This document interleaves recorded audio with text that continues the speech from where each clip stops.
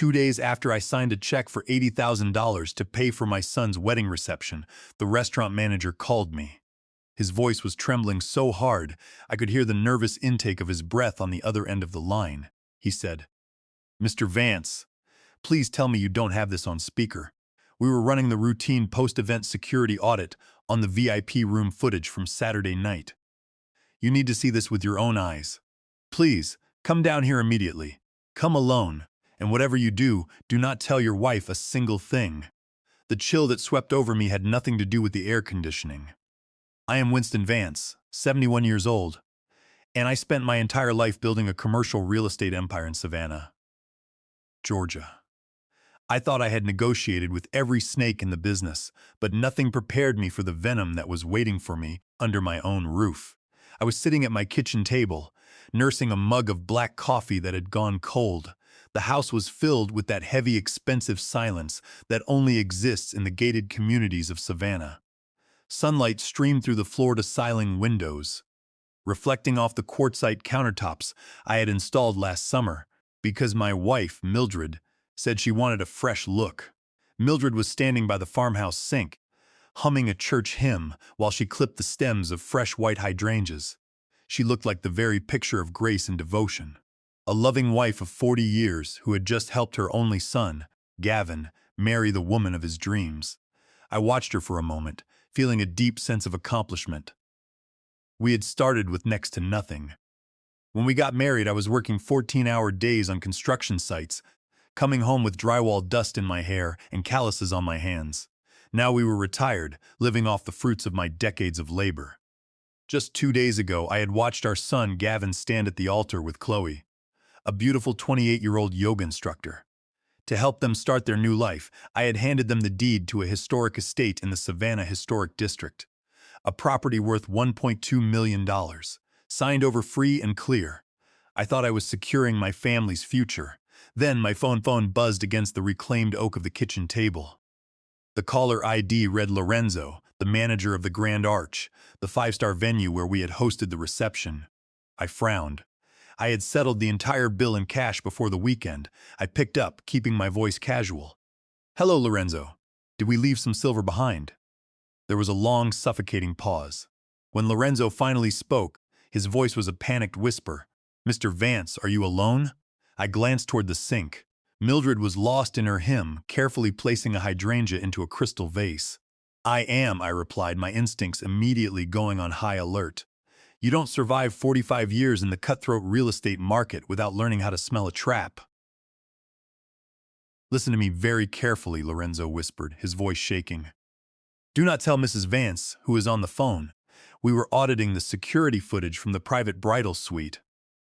The recording starts about 45 minutes after you and the rest of the wedding party left the venue. Mr. Vance, you need to drive down here right now. I've already copied the file, but you need to see it on the main monitor. And sir, for your own sake, come alone." The line went dead. I sat frozen, the phone still pressed to my ear. My heart was hammering a slow, heavy rhythm against my ribs. My wife and my new daughter-in-law, Mildred and Chloe. It didn't make any sense. The two of them had spent the last year acting like oil and water. Mildred was a traditional Southern woman, deeply involved in the church and conservative to her core. Chloe was modern, loud, and constantly talking about lifestyle coaching and organic energy. They barely tolerated each other in public. "Winston, honey?" Mildred turned around, wiping her hands on a linen towel. Her smile was warm and familiar, the same smile I had looked at every morning for 4 decades. "Who was that? You look like you've seen a ghost. Is your blood pressure acting up again?" I forced my facial muscles into a neutral mask. It was the same poker face I used when dealing with hostile bank auditors who wanted to foreclose on my early developments. "It was just the pharmacy, Mildred." I lied, my voice steady. "They had a mix-up with my daily prescription. I need to drive down there and clear it up before they close for their lunch break." Mildred's eyes narrowed by a fraction of a millimeter. It was a tiny, fleeting change in her expression, but in the light of Lorenzo's call, it looked like cold calculation. "Oh," she said, walking over and placing a soft hand on my shoulder. "Do you want me to drive you, sweetheart? You shouldn't be behind the wheel if you're feeling a bit off." "I'm fine, Millie. I said, standing up and gently patting her hand before removing it. I just need some fresh air. I'll be back in an hour. I walked out to the garage, my legs feeling like lead. I climbed into my 2015 Ford F-150.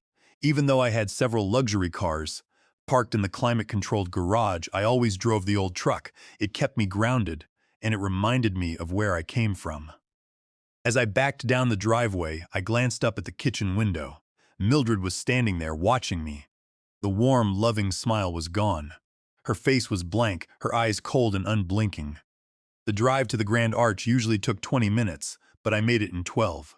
My mind was spinning, replaying the events of the wedding.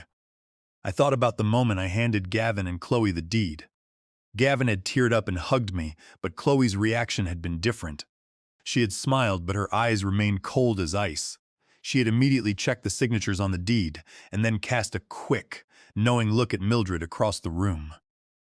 It was a split-second exchange, but now it felt like a silent victory lap. I pulled into the rear service entrance of the restaurant, where Lorenzo was waiting, pacing nervously by the delivery dock. He looked exhausted, his tie slightly askew. "Mr. Vance," he said, opening my door. "Thank you for coming. Please, follow me." He led me through the bustling kitchen and down a flight of concrete stairs into a small windowless security office in the basement. The room smelled of ozone and stale coffee. "Sit down, sir," Lorenzo said, gesturing to a worn leather chair in front of a bank of monitors. "Lorenzo," I said, my voice low and gravelly, "I've known you for 8 years. I tipped your staff $10,000 on Saturday night. Just tell me what this is."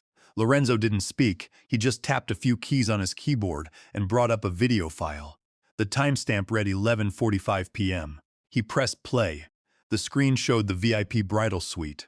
The wedding guests had departed, and the cleanup crew hadn't reached the room yet. The door opened and Mildred walked in. She was walking with an energetic stride, completely free of the slight limp she always complained about when it was time to do household chores or attend events she disliked. She went straight to the mini-fridge, popped open a bottle of Dom Perignon, and poured 2 glasses. A moment later, Chloe entered the room in her wedding dress, her high heels kicked off. I watched in absolute horror as my wife handed a glass to my new daughter-in-law. They clinked them together with wide, triumphant grins. "To the stupidest man in Savannah," Chloe said, taking a long sip of the champagne. Mildred let out a harsh, mocking laugh, a sound I had never heard in 40 years of marriage. "To Winston," she replied, raising her glass. "The old goose that lays the golden eggs." I stared at the monitor, my hands gripping the worn leather armrests of the security chair so tightly my knuckles turned white. The screen flickered, casting a cold blue glow over the dark basement office. On the display, my wife Mildred sat down on the velvet sofa, smoothing her church dress with a hand that had worn my diamond ring for 40 years. Chloe threw herself down next to her, tossing her head back and laughing. "God, I thought that toast would never end," she groaned, taking another long gulp of champagne. "Did you see Winston's face when he handed us the folder? He had this watery, proud look in his eyes. He actually believed I was crying tears of gratitude." "It's a prime piece of real estate, Chloe," Mildred said, her voice dripping with a pragmatic coldness I had never heard from her before. "The historic district is booming. We wait exactly 6 months. That's the minimum time we need to avoid looking suspicious. Then, we put it on the market. We should easily get $1.2 million for it. That will clear your outstanding debt and secure the down payment for the penthouse in Miami." I felt a cold lump of lead settle in my stomach. Miami. For years, Mildred had preached to our congregation about the evils of Florida, calling it a shallow, sinful swamp. She had refused to even visit her cousin in Orlando, claiming the heat and the lifestyle didn't align with her Christian values. Yet here she was, sipping Dom Perignon and plotting to buy a luxury condo on South Beach. "I just hope Gavin doesn't start asking questions," Chloe said, placing her empty glass on the mahogany coffee table. "He's so incredibly clingy, Winston. It's exhausting. Every time he looks at me with those puppy dog eyes, I want to scream." Pretending to be head over heels in love with a man who has the personality of a wet cardboard box is taking a toll on my mental health. Mildred reached over and patted Chloe's knee, her expression motherly and soothing. You only have to play the part for a little while longer, dear. Once the child is born, we won't need to worry about Winston's approval anymore. The terms of the Vance family trust are very clear. Winston is old-fashioned. He kept his father's original clause. The moment a biological grandchild is born, the $20 million trust unlocks automatically for the next generation. Winston will have no choice but to hand over the keys to the kingdom. I felt the air leave my lungs. My father had established that trust fund 50 years ago when he was just starting to make a name for himself in Savannah real estate. I had kept the biological grandchild clause because I wanted to ensure my family's legacy would carry on through my bloodline. It was a private legal document, locked in my personal safe at home. The only other person who had the combination was Mildred. She had gone behind my back, opened my safe, and read my most private financial papers to coordinate this heist, with a girl who had only been in our lives for 18 months. Chloe leaned back against the cushions, a smirk playing on her lips. She rubbed her flat stomach with a slow circular motion. It's almost too easy. Gavin is so desperate to please you and his father that he doesn't even know how to do basic math. He actually believes the timeline works. He thinks Asheville was a romantic getaway, when in reality, I spent the entire weekend trying to get away from him. As long as he signs the birth certificate, the law is on our side, Mildred replied, her eyes narrowing as she took a slow sip of her wine.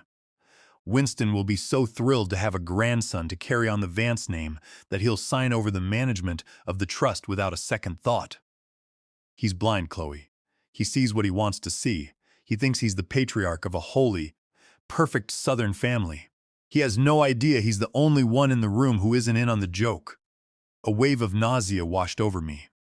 I thought about the golf tournaments I had played last month, bragging to my old business partners about how the Vance legacy was secure, how I was going to teach my grandson how to fish on the Savannah River. I had felt so blessed, so incredibly lucky. And all the while, my wife of 40 years was standing in the background laughing at my stupidity. But the video wasn't finished. The two women on the screen poured themselves more champagne. The bottle was nearly empty now. "So," Chloe said, her voice dropping to a lower, more serious tone, "what about the main event? How much longer do I have to pretend to care about family dinners? When does the old man finally retire permanently?" My heart stopped. I leaned closer to the monitor, my face just inches from the glowing glass. Mildred didn't hesitate. She looked directly toward the camera, though she had no idea the lens was hidden in the smoke detector above the minibar. Her face was a mask of pure, unadulterated malice. "Soon," she whispered. "I've been crushing his digoxin tablets into his organic green smoothies every single morning for the past 3 weeks. The doctor told him his heart was weakening due to his age, so it won't raise any red flags. A little bit every day. It builds up in the system. One morning he'll just go to sleep, and his tired old heart will simply stop beating. The coroner will write it off as natural causes, and by the afternoon, we will own everything." I stared at the screen, unable to breathe. The woman I had shared a bed with for 40 years.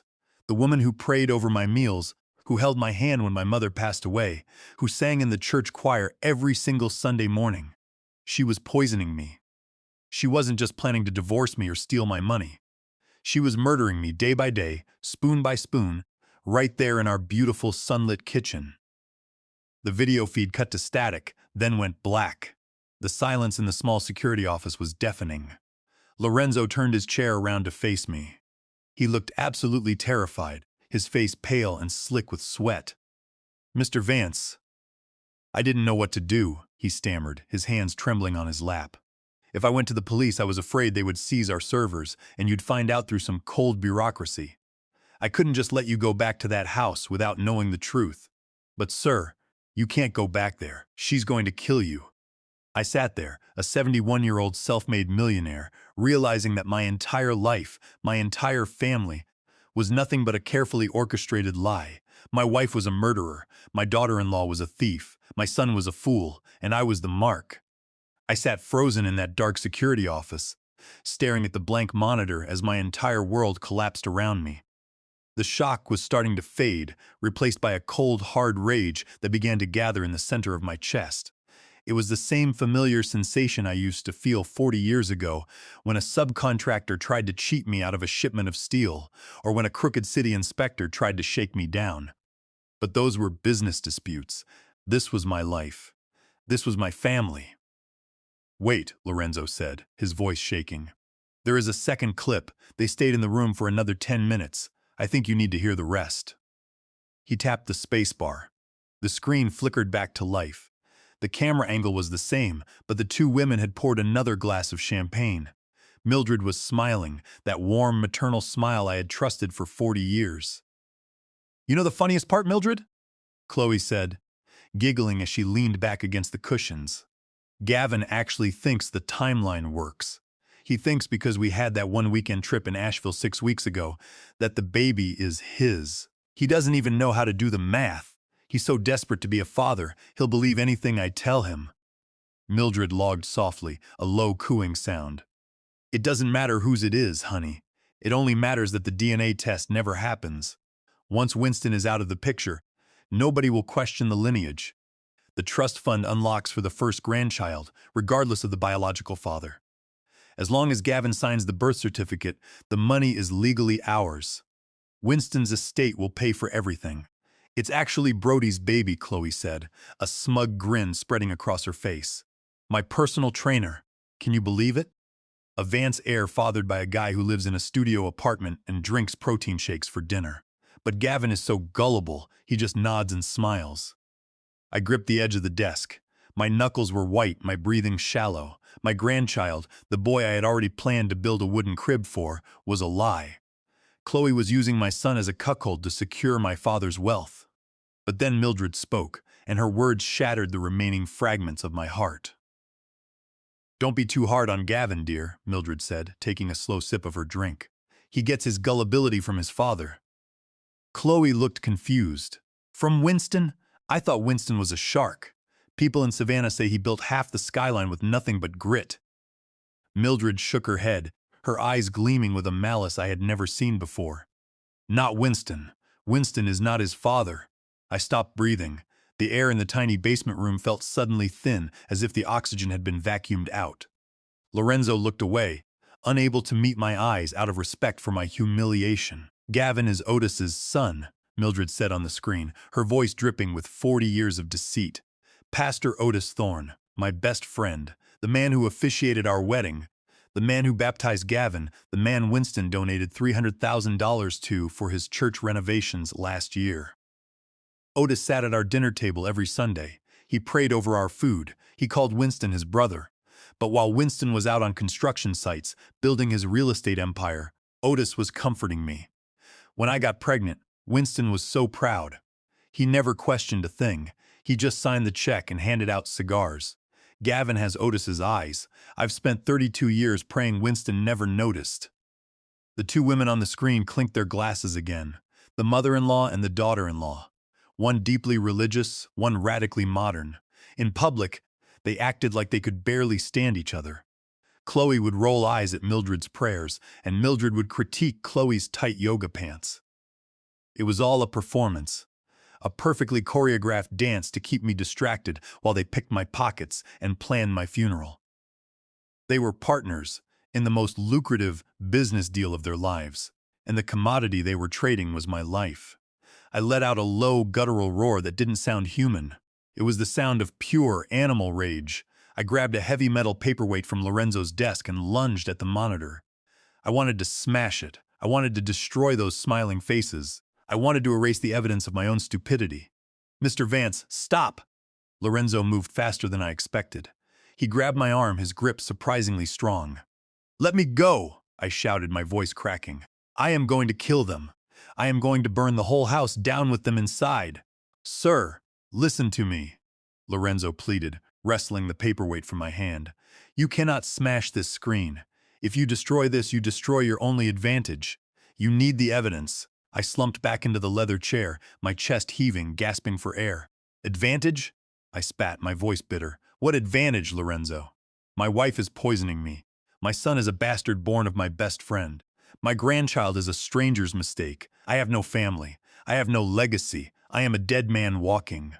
Lorenzo pulled up a plastic chair and sat directly in front of me. He looked me straight in the eyes. "Mr. Vance, listen to me. This is not just a family dispute. This is a conspiracy. This is attempted murder. If you go home now and start screaming, they will call the police. They will say you're having a dementia episode. They will say the video is a deepfake generated by AI. Without the original file and a clear chain of custody, a good lawyer will tear this apart in court. They will lock you up in a facility, and Mildred will have medical power of attorney over your entire empire by tomorrow morning." His words hit me like a bucket of ice water. The cold logic of his statement began to penetrate the fog of my rage. He was right. Mildred was smart. She was calculating. If I confronted her now, she would play the victim. She would claim I was paranoid, that my mind was failing. She would use the very symptoms of the digoxin she was feeding me to prove I was mentally unfit to manage my own affairs. I looked back at the blank screen. I was not facing a bad marriage. I was facing a hostile takeover. I had spent 40 years negotiating with corrupt politicians, union bosses, and ruthless competitors. I knew how to handle a war. I just never thought the battlefield would be my own home. I sat in the dim security office, my mind racing as the cold, hard reality of my situation settled in. The screen of the monitor was black now, but the image of Mildred's cold, calculating smile remained burned into my retinas. "Digoxin," I muttered, the word tasting like ash in my mouth. "She's been crushing digoxin into my smoothies for 3 weeks." Lorenzo nodded, his eyes filled with a mixture of sympathy and fear. "Yes, sir. Digoxin is a powerful cardiac medication. It's used to treat heart failure, but in someone with an already weak heart or in high doses, it's lethal. It slows the heart rate down until it just stops. It would look like a natural heart attack. The doctor said your heart was weak anyway, so no one would think twice." I leaned back in the chair, a grim laugh escaping my throat. Of course, she's been making me those green smoothies every single morning, handing them to me with a kiss on the cheek. "To keep you strong, Winston," she'd say, and I'd drink it down, thanking God for such a devoted wife. "Mr. Vance, we have to call the police," Lorenzo said, reaching for the office landline. "We have the video, we have their confession. They are trying to murder you." "No," I said, my voice sharp and commanding. "Put the phone down, Lorenzo." Lorenzo froze, his hand hovering over the receiver. "But sir, she is poisoning you. Every day. If you go back there, you're putting your life in her hands." "If I call the police now," I explained, my voice dropping to a low, calculated whisper, "they will send a couple of patrol cars. They will arrest Mildred and Chloe, but it's Sunday. By tomorrow morning their lawyers will have them out on bail. Mildred will have destroyed the pills in the house. They will claim the video is a deep fake, a fabrication created by a disgruntled employee.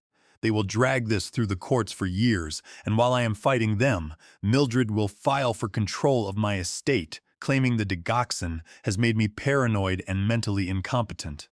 She'll have me locked away in an institution before the trial even starts." I stood up, my joints cracking in the quiet room. My legs felt slightly unsteady, but my mind was sharper than it had been in years. The fog of comfort and retirement was gone. I was back in the boardroom, facing a hostile takeover. "No police," I repeated. "Not yet. I am going back home." Lorenzo's eyes went wide. "Sir, that is suicide. You can't walk back into that house knowing she's trying to kill you. What if she changes the dose? What if she notices you know?" "They think I am a weak, senile old man who is losing his grip," I said, looking at my reflection in the dark monitor. "They think I'm already halfway in the grave. That is my only advantage. They are arrogant. They think they've already won. I am going to let them keep thinking that. I am going to walk into that kitchen. I am going to look my wife in the eye, and I am going to take that glass from her hand." "Mr. Vance," Lorenzo whispered, shaking his head. "But I won't actually be drinking it," I added, a cold smile forming on my lips. "I spent 40 years negotiating with union bosses and crooked contractors, Lorenzo. I know how to fake a drink. I'm going to go back, gather the evidence we need to put them away forever, and make them believe the poison is working. And when they think they are about to bury me, I am going to rise up and take everything from them." I reached into my pocket and pulled out the small silver flash drive Lorenzo had prepared for me. I held it tightly in my fist. "Thank you, Lorenzo. You saved my life today. But I need you to keep this quiet. Don't tell a soul about this video. If anyone asks, the security audit was clean. I understand, Mr. Vance, Lorenzo said, swallowing hard. Just, please be careful. I walked out of the security office, leaving the cold basement behind. As I climbed the stairs back into the warm Savannah air, my mind shifted from shock to strategy. I had to act immediately. I couldn't do this alone. I needed someone who knew the law, someone who wasn't afraid to get their hands dirty. I got into my Ford F-150 and started the engine. Instead of driving straight home, I pulled to the side of the road and dialed a number I had hoped I would never need to use for personal matters. Victoria Crane. Victoria was a senior partner at one of the most prestigious corporate law firms in the state. She was a shark in a tailored suit, costing me $1,000 an hour, and she was worth every penny. She had handled my commercial acquisitions for 15 years, and she knew where every skeleton in Savannah was buried. The phone rang twice before she picked up. "Winston," she said, her voice crisp and professional. "It's Sunday. This had better be a multi-million-dollar deal or a catastrophe."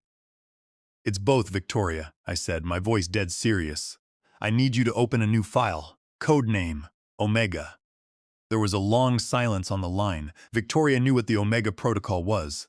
It was a strategy we had drafted years ago in case of a hostile corporate raid on my assets, designed to freeze everything and lock down the company. "Omega?" Victoria asked, her voice dropping. "Winston, what's happened?" "I am liquidating," I said. "I want all my accounts, my properties, and the family trust funds prepared for a complete transfer. But I want it done quietly. No notifications, no alerts. I want the paperwork ready to transfer the entire commercial real estate empire to a charitable foundation. The Westside Children's Home. Winston, that's your entire life's work," Victoria said, shocked. "Why?" "Because my wife is trying to murder me," I said, staring out the windshield at the Spanish moss hanging from the oak trees. "Mildred has been dosing me with digoxin, and the son I raised for 32 years, he isn't mine. He's Otis Thorne's." There was a sharp intake of breath on the other end of the line. For a woman who made her living representing some of the most ruthless developers in the Southeast, Victoria Crane was rarely speechless. But this was different. She had known my family for 15 years. She had attended our anniversary dinners. "Otis Thorne?" Victoria finally managed to say, her voice dropping to a harsh whisper. "The pastor? Winston, are you absolutely certain? This isn't something you can throw around lightly. The man is a pillar of the Savannah community. I watched my wife and my daughter-in-law toast to it on a security feed 10 minutes ago." "Victoria," I said, staring at the Spanish moss swaying in the humid Georgia breeze. "Mildred admitted it. Gavin is Otis's son, and the child Chloe is carrying? It's not Gavin's. It's her personal trainer's. They are planning to use the child to unlock the $20 million trust fund the moment I'm dead." I heard the rapid clicking of a pen on Victoria's end, a sign that her analytical mind was already moving at full speed. "All right, if the baby isn't Gavin's, and Gavin isn't yours, the entire estate plan is a house of cards. But we have to be extremely strategic. If we file for divorce or go to the police right now, Mildred's defense team will claim the video is fabricated. We need corroborating evidence, and more importantly, we need to protect you." "Tell me about the prenuptial agreement," I said, pulling my truck back onto the road, heading toward the private clinic near the historic district. "The prenuptial agreement you signed 40 years ago was basic," Victoria said. "But when we restructured your assets 15 years ago, I added a strict infidelity clause.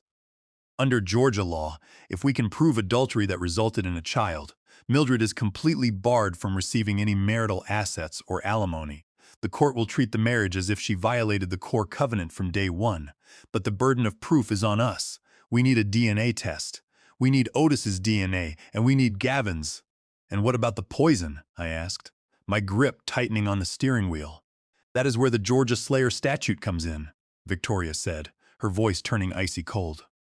"Under Georgia Code Section 5315, an individual who feloniously and intentionally kills or conspires to kill a decedent is completely barred from receiving any property, benefit, or interest from the decedent's estate. It is treated as if the killer predeceased the victim. If we prove she is poisoning you, She doesn't get a single penny. She goes to a state penitentiary for life. But first, I need proof that the poison is in my system, I said.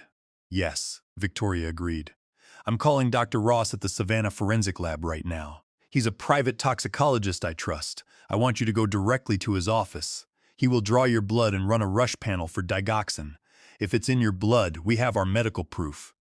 But Winston, you cannot go back to that house. Drinking anything she makes is suicide. If I don't go back, Victoria, she will know something is wrong, I argued, keeping my voice level.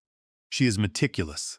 If I disappear on a Sunday morning, she will panic. She'll clean the house, throw away the digital scales, destroy the bottles of digoxin, and we'll lose the physical chain of evidence.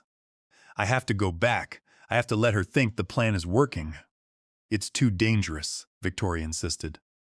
I built this empire by taking calculated risks, I replied. I know how to handle myself. I'm going to fake the symptoms. I'll make her believe my heart is failing. I'll let her think the smoothies are doing their job. In the meantime, I want you to draft the paperwork. Freeze every corporate account under the Omega Protocol. Transfer the ownership of Vance Development Group to the West Side Children's Home. Prepare the divorce filing, but keep it all under lock and key. Nothing gets filed until I give the word. What about the house? She asked. I can set up a private security team. They can park a surveillance van down the street. Do it, I said. But tell them to keep their distance. If Mildred sees a strange van, she'll stop. I need her confident, arrogant. That's when she'll make a mistake. 10 minutes later, I pulled into the private parking lot of the Savannah Forensic Lab. It was a small brick building tucked away behind the historic oak trees of the city. Dr. Ross was already waiting for me at the side door. He was a quiet, middle-aged man with sharp gray eyes, and he didn't ask any unnecessary questions. He just led me to a private room, prepped my arm, and drew 3 vials of blood. How long for the results? I asked, pressing a cotton ball to my inner elbow. I'll run it immediately, Dr. Ross said, labeling the vials with my initials. A standard panel takes 24 hours, but Victoria told me this is an emergency. I'll have the preliminary digoxin levels in 3 hours. I'll call Victoria the moment the machine finishes. I thanked him, walked back to my truck, and sat in the driver's seat. My arm throbbed slightly where the needle had entered. I looked at my watch. It was 10:45 a.m.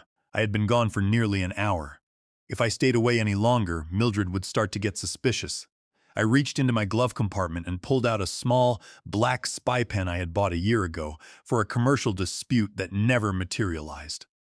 It had a high-definition camera lens disguised as a pocket clip.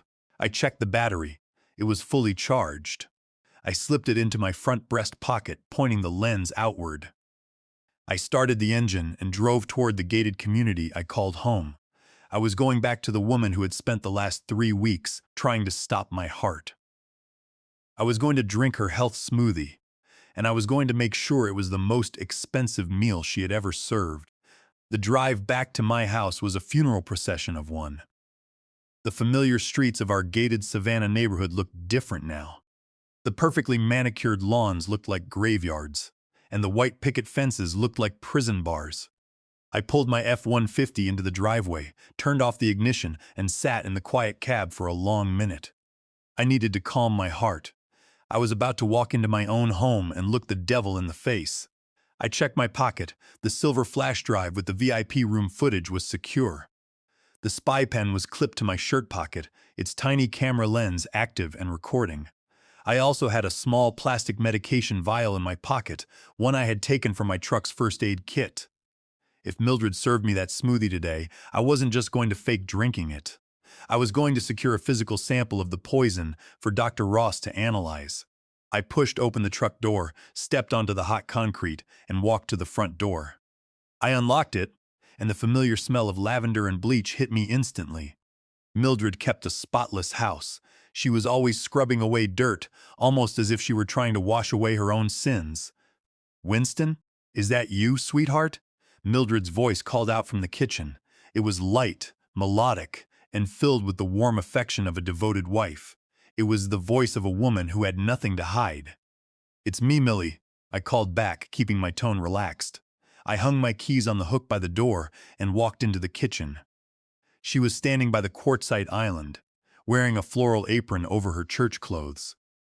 On the counter in front of her sat a tall, frosted glass filled with a thick green liquid.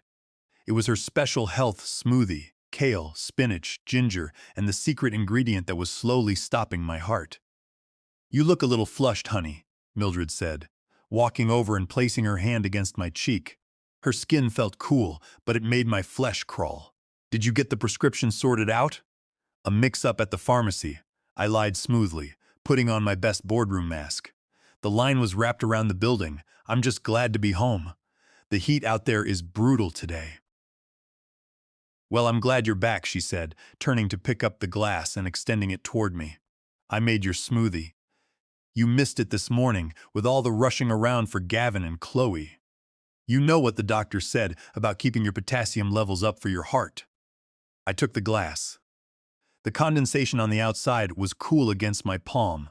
I looked down at the dark green mixture. Underneath the strong scent of fresh ginger and raw spinach, I could smell it now, a faint, bitter chemical undertone, like almonds that had gone bad, digoxin.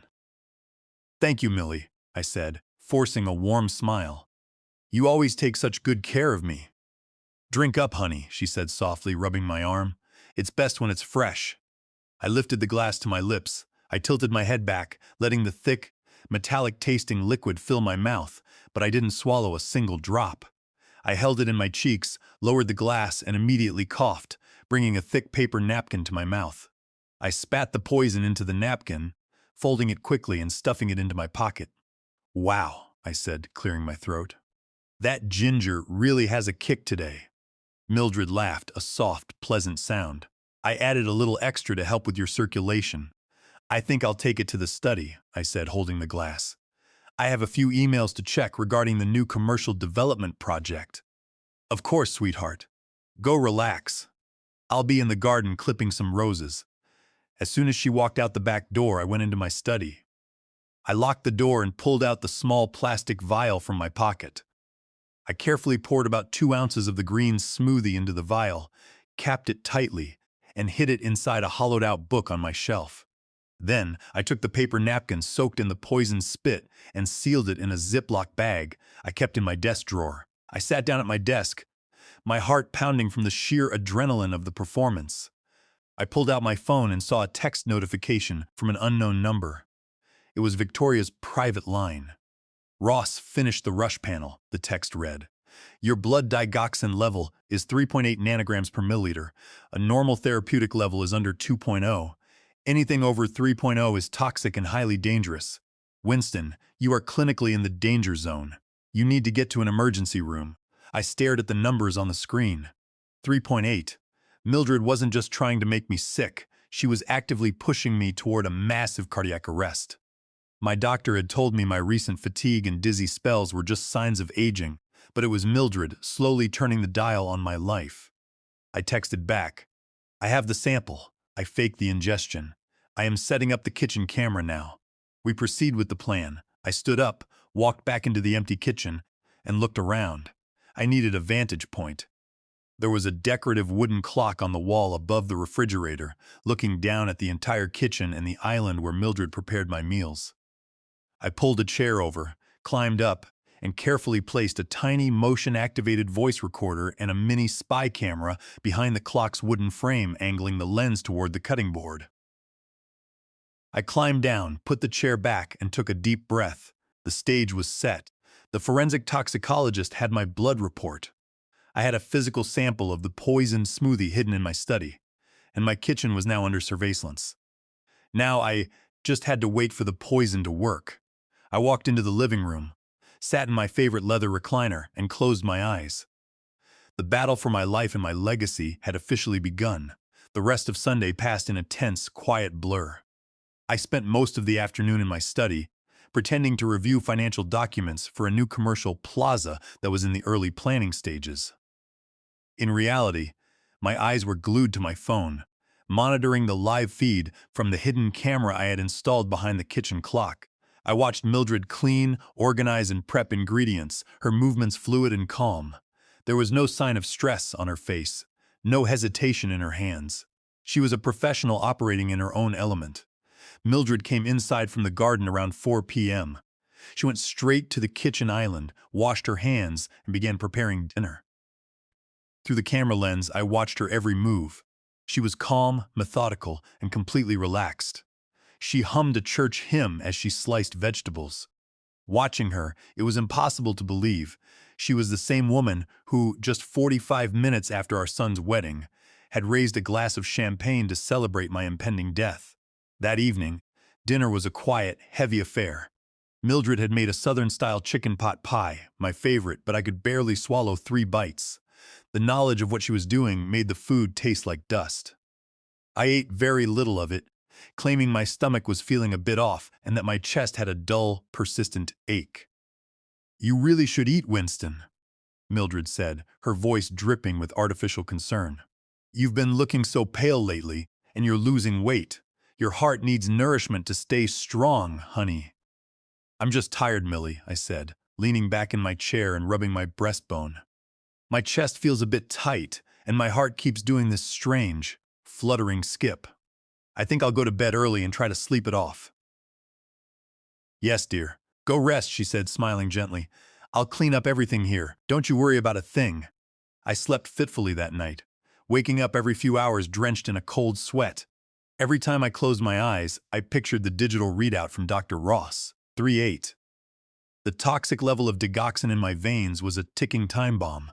Even though I hadn't swallowed the smoothie today, the poison from the previous weeks was still circulating in my blood, slowing my heart down to an unnatural, sluggish rhythm. I could feel my pulse. It was slow, heavy, and irregular, thumping like a dying engine. I knew I was running out of time. The final showdown had to happen soon before my body gave out for real. Monday morning arrived with a clear blue Savannah sky. I woke up at 7 a.m., my chest feeling heavy and tight. I went down to the study, locked the door, and immediately opened the hidden camera app on my phone to watch the kitchen. Around 7:30 a.m., Mildred walked into the kitchen. She was still in her silk pajamas, her hair slightly messy. She went to the cabinet, pulled out the blender, and began placing ingredients inside: spinach, ginger, kale, and apple juice. She moved with a casual ease, but then she paused, looking toward the hallway to ensure I wasn't coming down. Satisfied that she was alone, she reached into her pajama pocket and pulled out a small amber plastic prescription bottle. She opened it, shook out 3 small white tablets, and placed them on a small marble cutting board. She took a heavy metal spoon and crushed the pills with a series of sharp, muffled strikes, grinding them into a fine white powder. I watched the screen of my phone, my breath catching in my throat.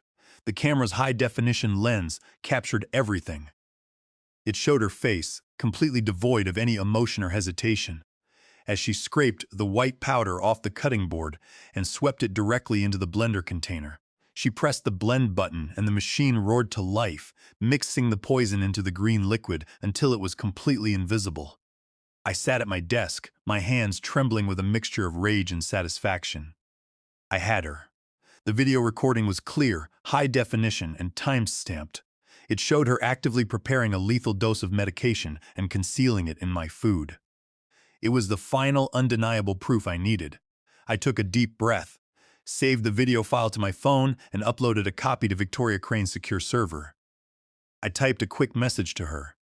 "I have the recording. She just crushed the pills into the blender. I am going to execute the faked attack today. Be ready." Victoria texted back immediately. "My private investigator is parked down the street. The moment you give the signal, he will call the local paramedics and the police. Do not take any chances, Winston." I stood up from my desk and walked into the kitchen, putting on the performance of my life. I walked slowly, dragging my left foot slightly, and kept one hand pressed against my chest. I let out a soft groan as I entered. "Morning. Millie," I rasped, my voice sounding weak and strained. Mildred turned around from the blender, her face instantly shifting into a mask of loving concern. "Morning, sweetheart. Oh, you don't look well at all. Did you sleep poorly?" "My chest," I said, sinking heavily into one of the bar stools at the island. "It feels tight, like someone is squeezing my ribs. And I feel dizzy, Millie, very dizzy." "Oh, my poor baby," she said. Walking over and wrapping her arms around my shoulders, she pressed her face against mine, pretending to comfort me, but I knew she was checking my breathing. "It's just your heart acting up," the doctor said. "We have to expect these spells. Here, I made your morning smoothie. Drink it down. The ginger will settle your stomach, and the potassium will help your heart rate." She pushed the tall glass of green liquid toward me. The condensation was running down the glass, looking cool and inviting. I looked at the glass, then up at Mildred. Her eyes were wide, watching me with a quiet, desperate intensity. She was waiting for me to take the drink. She was waiting for the final blow. "Thank you, Millie," I whispered, my hand shaking as I reached for the glass. "I don't know what I'd do without you." "I know, dear," she whispered back, her voice soft and deadly. "I know." I picked up the cool glass, my fingers wrapping around the condensation. The green liquid was thick and opaque, smelling strongly of raw spinach and ginger. I could feel Mildred's eyes boring into me, her gaze heavy with expectation. She was holding her breath, waiting for the poison to enter my system, watching my throat to see if I would gulp it down. I lifted the glass to my mouth and took a large, heavy gulp. I held the cold, metallic liquid in my mouth, pretending to swallow while making a faint, clicking sound in my throat. Then, I closed my eyes and let out a sudden, violent cough, doubling over the counter.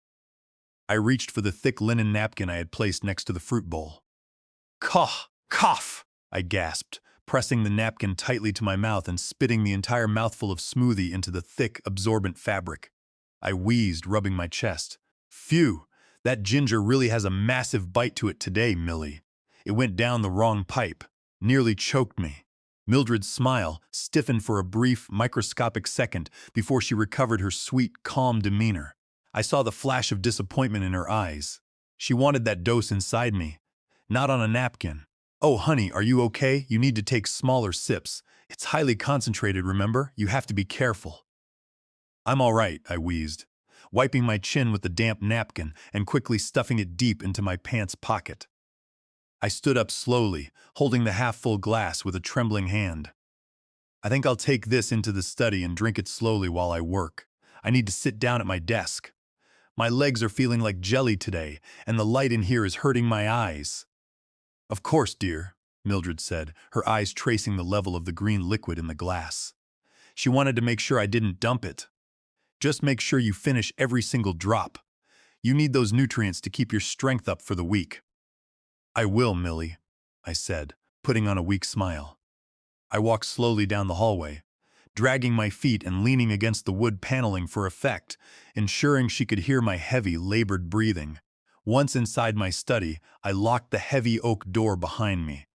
I immediately walked over to the small ensuite bathroom, pulled out a second clean specimen container, and carefully poured the remaining green liquid into it. I washed the green residue off the rim, leaving only a tiny splash at the bottom of the glass to make it look like I had drunk the entire thing. I hid the second container next to the first one in the hollowed-out book on my shelf. Then, I sat down at my desk and pulled up the hidden camera app on my phone to monitor the kitchen. Mildred was still in the kitchen. She picked up the marble cutting board she had used to crush the digoxin, washed it thoroughly under boiling water, and wiped down the entire quartzite island with a heavy spray of bleach. She was erasing the crime scene, just as she had done every morning for the past 3 weeks. Her thoroughness was chilling. She left absolutely no trace of the chemical residue. Once the kitchen was clean, she took her phone and walked into the adjacent sunroom. My hidden microphone in the kitchen could still pick up her voice, as the sunroom door was wide open to let in the morning air. I pressed the record button on the app, my heart hammering against my ribs. She dialed a number, and after a few seconds she spoke. Her voice was no longer sweet, warm, or maternal. It was cold, sharp, businesslike, and dripping with a quiet urgency. "Otis," she said, her voice a low, hushed whisper. "It's me. He just had another spell in the kitchen. He complained of chest tightness and severe dizziness. I just gave him the morning dose. He's in his study now, resting. The buildup is definitely working. He looks terrible." I felt my heart skip a beat. Otis. Pastor Otis Thorne, my best friend. The man who had baptized Gavin, who had stood beside me at my wedding, and who had sat at my dinner table every Sunday for decades. Mildred listened for a moment before replying. "Yes, he took it. He coughed a bit and spat some out, but he took the glass to his study to finish it. His pulse is noticeably slower, and his breathing is shallow. It won't be long now, Otis. A few days at most. We are right on schedule. She paused, listening again, a soft chuckle escaping her lips. Have you prepared the church transfer documents? Once Winston passes, I want the $300. Zero. Donation we talked about to go through immediately before the estate goes into probate. We need to move the money to the offshore account we set up in the church's name in the Caymans. Gavin doesn't know anything about the accounts, so he won't be able to track it. She chuckled again, a soft, chilling sound that made my skin crawl. Gavin is completely oblivious. He's just worried about the nursery. He actually thinks he's going to be a father. And Winston is so proud of his legacy, he's been looking at baby names. It's almost pathetic how easy it has been to blind him. She listened to the response, then smiled. I know, Otis. I love you too. I've waited 32 years for this. We've earned this wealth. Winston was always too busy building his buildings and running his projects to notice what was happening right in front of him. I'll call you when it's done. Goodbye. The line went dead. I sat at my desk, the phone screen glowing in the dim light of my study. The recording was saved. I had not only captured Mildred's attempt to poison me, but I also had direct audio proof of a financial conspiracy and an affair between my wife and my best friend spanning over 3 decades. Otis Thorne. The man I had trusted with my deepest secrets, whom I had supported with hundreds of thousands of dollars in donations, had been sleeping with my wife, fathered my only child, and was now actively coordinating my murder to steal my life's work. A cold, hard resolve settled over me. The sorrow and the pain of the betrayal were gone, burned away by the heat of my fury. I was no longer a victim. I was the operator of a counter-offensive. I exported the audio file and sent it to Victoria Crane, along with a simple message. We have Otis on tape. He is a co-conspirator. The Omega Protocol is fully justified. I am ready to fake the attack now. Tell the investigator to be ready. Understood, Victoria replied. The investigator is in position. The moment you give the signal, the trap closes.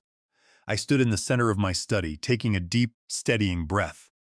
My hand went to my breast pocket, adjusting the black spy pen. The tiny camera lens was clean, pointing directly forward, recording in high definition. I had tested the audio receiver earlier. It was sensitive enough to pick up a whisper from across the room. I sat back down at my desk, picked up my phone, and opened the messaging app. I typed a single word to Victoria Crane, "Go." That was the signal. Within minutes, Victoria's private investigator, who had been sitting in an unmarked SUV down the street, would prepare the legal paperwork and stand by. The local sheriff's department and the paramedics would be alerted to a potential medical emergency at my address. But they were instructed to wait for our secondary signal to approach the house. We needed a window of at least 15 minutes. 15 minutes of footage to capture the true nature of the people I called my family. I put my phone on silent and hid it inside my desk drawer. I took one last look around my study. The cherry wood shelves, the leather-bound books, the framed photos of my developments. This was the room where I had planned the future of Savannah. Now it was the staging ground for my own death. I unlocked the door and stepped out into the hallway. The house was quiet, filled with the soft hum of the air conditioning. I walked into the living room, my legs feeling heavy, and sat in my favorite leather recliner. The leather creaked under my weight. Through the large windows I could see Mildred in the garden, carrying a basket of freshly clipped white roses. She looked so peaceful, so innocent. I waited. I looked at the grandfather clock in the corner of the room. The brass pendulum swung back and forth, ticking away the seconds. 11:15 a.m., 11:20 a.m., 11:30 a.m. It was time. I let out a low, guttural groan. I gripped the armrests of my chair, my knuckles turning white. I forced myself to breathe in rapid, shallow gasps, simulating the onset of a massive myocardial infarction. I slid out of the chair, landing heavily on my knees on the thick Persian rug. "Mildred!" I called out, my voice weak, raspy, and filled with panic. "Mildred, help me! Something is wrong!" I heard the back door slide open. Her footsteps on the hardwood floor were not rushed. There was no sound of running, no panic clatter of a basket being dropped. just the slow, deliberate click-clack of her low heels approaching the living room. She appeared in the arched doorway. She was still holding the basket of roses, a pair of gardening shears in her gloved hand. She stood there, completely still, watching me struggle on the floor. "Millie," I gasped, reaching a hand out toward her. My chest, it feels like an elephant is sitting on it. I can't breathe. Call 911. Mildred didn't move. She didn't drop the shears. She didn't reach for her phone. She just stood in the doorway, her face blank and expressionless, watching me like a scientist observing an insect in a jar. I collapsed forward, my chest hitting the floor. I let out a wet, rattling gasp, flailing my arm and knocking a heavy crystal vase off the side table. It shattered against the hardwood floor, sending water and lilies flying across the room. I let my eyes roll back, gasped one final, desperate time, and then went completely limp, face down on the rug. I held my breath, forcing my body to relax, to go completely slack. I knew that any tension, any micro-movement would give me away. I had to be a corpse. The silence that settled over the living room was suffocating. The only sound was the ticking of the grandfather clock and the humming of the refrigerator in the distance. For a long minute, nothing happened. Then, I heard the rustle of her gardening apron. Her footsteps moved closer. Click, click, click. She stopped right beside my head. I could smell the sweet, heavy scent of the roses she had clipped, mixed with the lavender of her perfume. I waited for her to scream. I waited for her to kneel down, check my pulse, or at least pretend to show panic. Instead, I felt a sharp, sudden pain in my ribs. She dug the toe of her leather shoe into my side, kicking me. It wasn't a violent kick, but it was hard enough to check if I was conscious. I forced my muscles to remain completely flaccid, absorbing the blow without a flinch. A second later, she kicked me again, harder this time. Her shoe caught me right in the kidney. "Wake up, old man," she hissed, her voice cold and flat. I remained motionless, a sack of dead weight on the floor. Then she let out a sound that chilled me to the marrow of my bones. She laughed. It was a soft, satisfied chuckle, the sound of a woman who had just checked her lottery numbers and realized she had won the jackpot. "Finally," she whispered. I heard the rustle of her apron as she walked away. A few seconds later, the sound of her dialing her phone echoed through the quiet room. "Chloe?" Mildred said, her voice steady and calm. "It's done. The fish has bitten the hook. He's on the floor. Yes, he drank it. He went down hard. No, he isn't breathing. He looks completely gone." She paused, listening to the response. "Get over here right now and bring the binder. The one with the medical power of attorney and the DNR order. We need to have them staged for the paramedics. We can't have them trying to be heroes when they get here." She listened again, a cold smirk audible in her voice. "Don't worry about Gavin. I'll handle him. Just get here. We have a window. I want the coroner here within the hour. I want this over before dinner." After hanging up the phone, Mildred did not check my pulse. She did not attempt CPR, nor did she make any effort to see if there was a spark of life left in the man she had lived with for 40 years. Instead, she walked over to the built-in sound system on the living room wall. With a click, the soft, rich tones of a pipe organ began to filter through the ceiling speakers. It was a recording of Amazing Grace, the song she sang in the church choir every Sunday. I lay there, motionless, my chest pressed against the rug. Through the slit in my eyelids, I could see her feet swaying gently to the rhythm of the hymn. She was humming along, "Amazing Grace, how sweet the sound that saved a wretch like me." She was humming a sacred hymn while her husband's supposedly lifeless body lay cooling on the floorboards just 3 feet away. The cold, calculated cruelty of it sent a shiver through my soul, but I forced my muscles to remain completely flaccid. I packed the pain and the betrayal away into that dark, quiet corner of my mind. This was no longer about grief. This was about survival. Mildred walked out of the living room, heading toward the foyer to unlock the front door for her accomplices. I took a very tiny, shallow breath, my lungs burning from the effort of holding still. I could hear her footsteps fading down the hallway, the heavy oak front door clicking as she turned the deadbolt to unlock it. She was preparing the stage, making it easy for the vultures to enter. A few minutes later, I heard the sound of tires crunching on the gravel driveway outside. A car door slammed, followed by rapid, frantic footsteps approaching the front porch. The door opened and the hallway filled with the sound of hushed, panicked whispering. "Dad! Dad, where are you?" It was Gavin, my son. The boy I had raised, the boy whose scraped knees I had bandaged, whose baseball games I had never missed. His voice was high, tight, and filled with a raw, genuine panic that echoed off the high ceilings of the foyer. He ran into the living room, his footsteps thundering on the hardwood before he hit the rug. He dropped to his knees beside me with a heavy thud, his knees slamming into the floorboards. Clammy, shaking hands grabbed my shoulders, shaking me violently, trying to roll me over. "Dad, wake up! Can you hear me?" "Dad!" Gavin cried, his voice cracking with emotion. He sounded like a terrified child who had gotten lost in the dark. "Mom, what happened to him? Why is he on the floor? Why isn't he moving?" Mildred rushed back into the room, her voice instantly transforming into a trembling, tearful wail. It was an Oscar-worthy performance, filled with fake panic and practiced gasps. "Oh, Gavin, honey, he just collapsed." He drank his morning smoothie, sat down in his chair, and then he just fell. I think his heart finally gave out. "The doctor warned us about this. He was just so weak.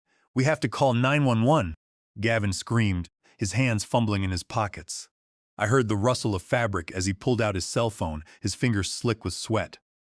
"I'm calling the paramedics. They can save him." "We have to try, Mom. We can't just let him lie here." For a fraction of a second, a tiny spark of warmth flared in my chest. My son wanted to save me. He wasn't part of the murder plot. He was weak, yes, but he wasn't a cold-blooded killer. He was trying to do the right thing, trying to call for help. I felt a wave of relief wash over me, hoping he would override them, but the spark was extinguished brutally. Smack! A sharp, wet sound of flesh hitting. Flesh echoed through the quiet living room. It was a slap, hard and clean. Gavin let out a sharp, choked gasp, and I heard his cell phone clatter against the hardwood floor, sliding away under the sideboard. "Get a hold of yourself, Gavin," Chloe's voice hissed. It was like ice cutting through the panic in the room, sharp and merciless. Look at me right now. Stop crying." But he's dying, Chloe." Gavin whined, his voice trembling and pathetic as he rubbed his cheek. "We have to call for help. We can't just watch him die. He is supposed to die, you idiot." Chloe snapped, her voice a harsh, venomous whisper.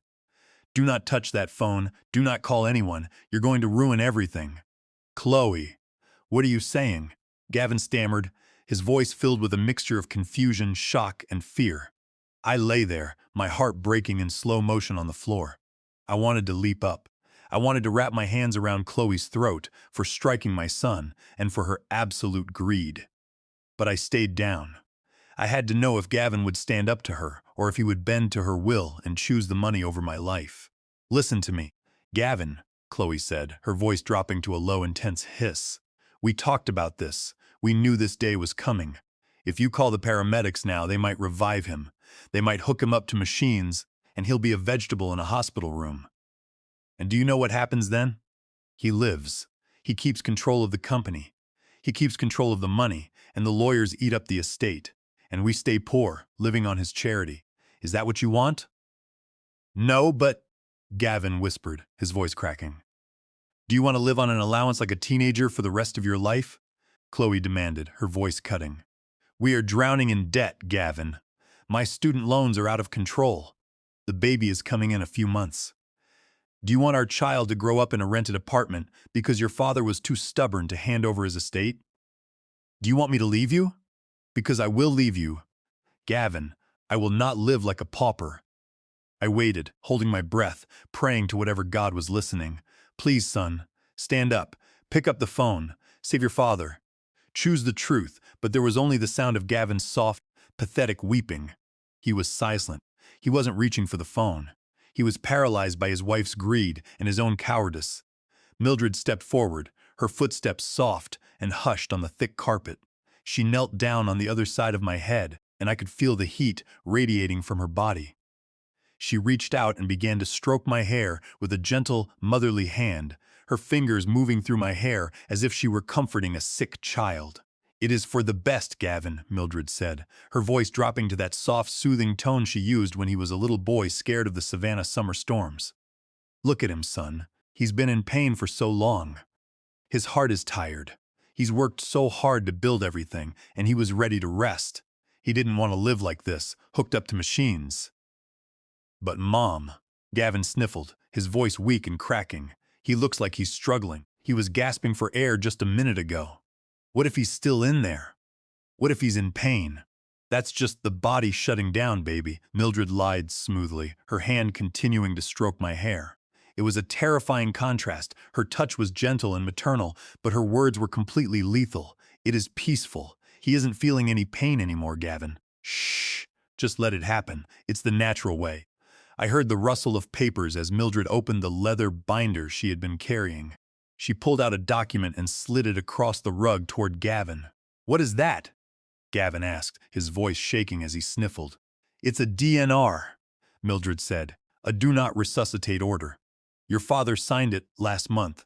He told me he didn't want to be kept alive by machines. He wanted to go with dignity. If you call 911 now, you are going against his wishes. You are hurting him, Gavin. You are disrespecting his legacy." I wanted to jump up and roar in fury. I had never signed a DNR. I had never even discussed it with her. I loved life, and I had built my empire to enjoy it. She had forged my signature, using her years of managing my personal papers to create a perfect replica of my handwriting.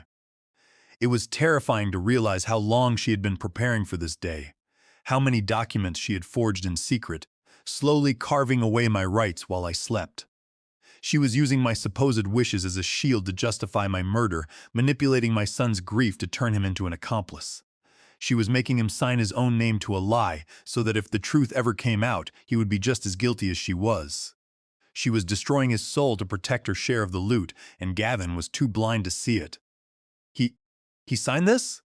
Gavin asked, his voice trembling. He was looking for an excuse. He wanted permission to let me die so he wouldn't have to carry the weight of the guilt. "Yes, dear," Mildred whispered. "It's his signature. Look at it. He was ready. Now, we just have to respect his choice and let him pass peacefully."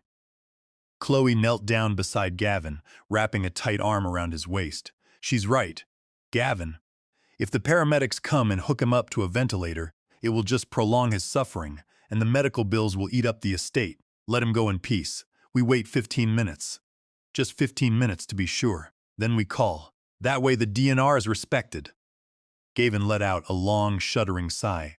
I felt his hand touch my arm one last time. It was trembling violently, his fingers cold against my skin. "I'm sorry, Dad," he whispered, his voice cracking.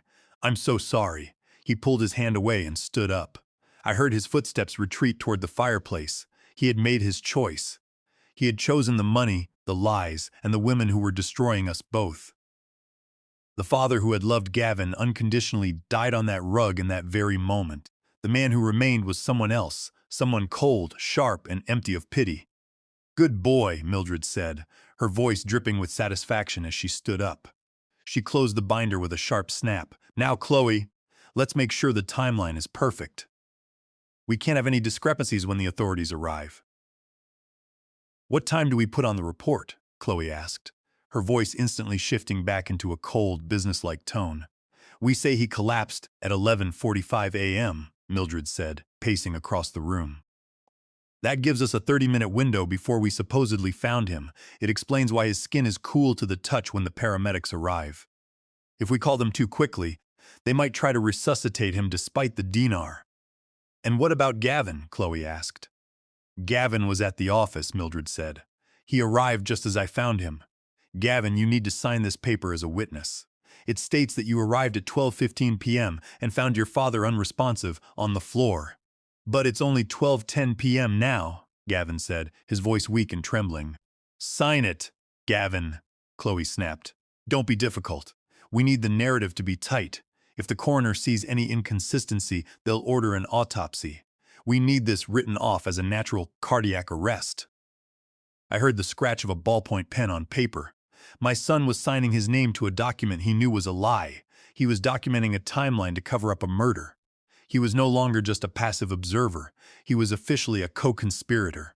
"Good," Mildred said, her voice filled with a chilling calm. "Now we wait 5 more minutes. Then we make the call." They stood in a loose circle around me, my wife of 40 years, my son of 32 years, and my new daughter-in-law. They were like vultures waiting for the last signs of warmth to leave a carcass. But they had no idea that the spy pen in my pocket had captured every single whisper, every slap, and the scratch of the pen on the forged document. I knew I couldn't wait another 5 minutes. If I let them call the emergency services, the local paramedics would arrive. They would see me lying on the floor, and even if I woke up then, the paperwork, the report, and the police involvement would become messy. I had to control the narrative. I needed them to believe I had survived a close call, keeping them on the hook, while I finalized the asset transfer with Victoria. I gathered every ounce of air left in my lungs. I focused on the dry dust of the Persian rug, the bitter bile in my throat, and the cold rage in my chest. And then, I let it out. I let out a violent hacking, explosive cough that ripped through the quiet living room like a gunshot. "Kahoo! Kahoo!" I gasped, my entire body convulsing on the floor. I arched my back, flailing my arm and hitting the heavy mahogany leg of the coffee table with a loud crack. I dragged my knees toward my chest, gasping for air like a fish thrown onto a dock. The reaction in the room was instantaneous and chaotic. Chloe let out a high-pitched, curdling shriek of pure, unadulterated terror. She jumped backward, her heels slipping on the polished wood floor as she hit the wall, dropping the leather binder she was holding. Her face was completely drained of color, her eyes wide as saucers. She looked as though a corpse had just grabbed her by the ankle. Mildred let out a sharp, ragged gasp that sounded like the hiss of a cornered snake. The basket of roses slipped from her hand, sending the white petals scattering over my legs. I saw her face freeze into a mask of absolute horror and fury. The grieving widow mask had vanished, and beneath it was the face of a killer whose weapon had just misfired. "Dad!" Gavin screamed, falling to his knees beside me, his hands grasping my shoulders with a desperate trembling strength. "Dad! You're breathing!" "Oh my God, Mom! He's alive! He's waking up! Look, his chest is moving!" He was crying, his tears dripping onto my shirt. He looked like a boy who had just been saved from a nightmare. In his voice I heard the raw, unfiltered relief of a son who hadn't completely lost his humanity, even if he had been too weak to stand up to the women who wanted me dead. I rolled onto my back, blinking my eyes rapidly, as if trying to adjust to a blinding light. I clutched my chest, taking deep, shuddering breaths, and let out a weak, pathetic groan. I looked up at the ceiling, then turned my head slowly to look at the three of them. What happened?" I rasped, my voice sounding dry, gravelly and weak. I coughed again, wiping a sliver of spit from my lip. "Millie, why are you looking at me like that?"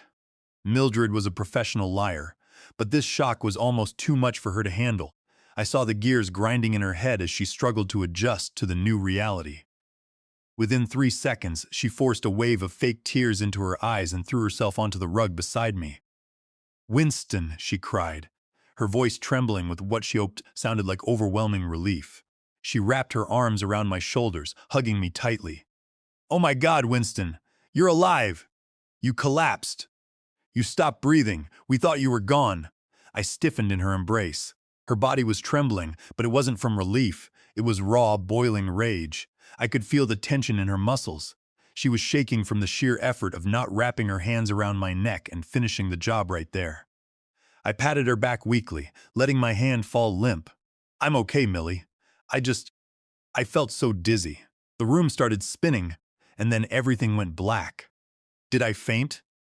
"You had a massive heart episode, Dad," Gavin said, his face wet with tears. He looked genuinely relieved, but the heavy shadow of guilt was written all over his face. He knew what he had just agreed to do. He knew he had signed a paper to let me die. We were just about to call the ambulance. No hospitals," I muttered, waving my hand weakly. "I hate hospitals. I just need some water. Help me up, Gavin." Gavin hesitated, his eyes darting toward Chloe. That brief second of hesitation, that silent plea for his wife's permission to help his own father, cut me deeper than any knife. Chloe gave a tight, microscopic nod, her jaw clenched so hard I could see the muscle twitching in her cheek. Gavin reached down, grabbed my arms, and pulled me up. I leaned heavily on him, pretending to be much weaker than I actually was.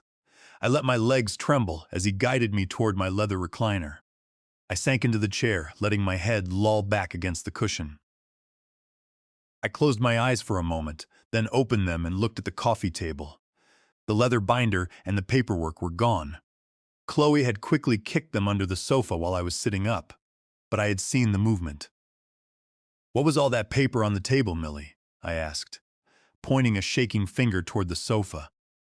"And why are you all here? I thought you two were at the office." Mildred smoothed her hair, her voice quickly recovering its sweet southern warmth. "Oh, that was just church business, sweetheart. Chloe and I were reviewing the budget for the upcoming charity drive.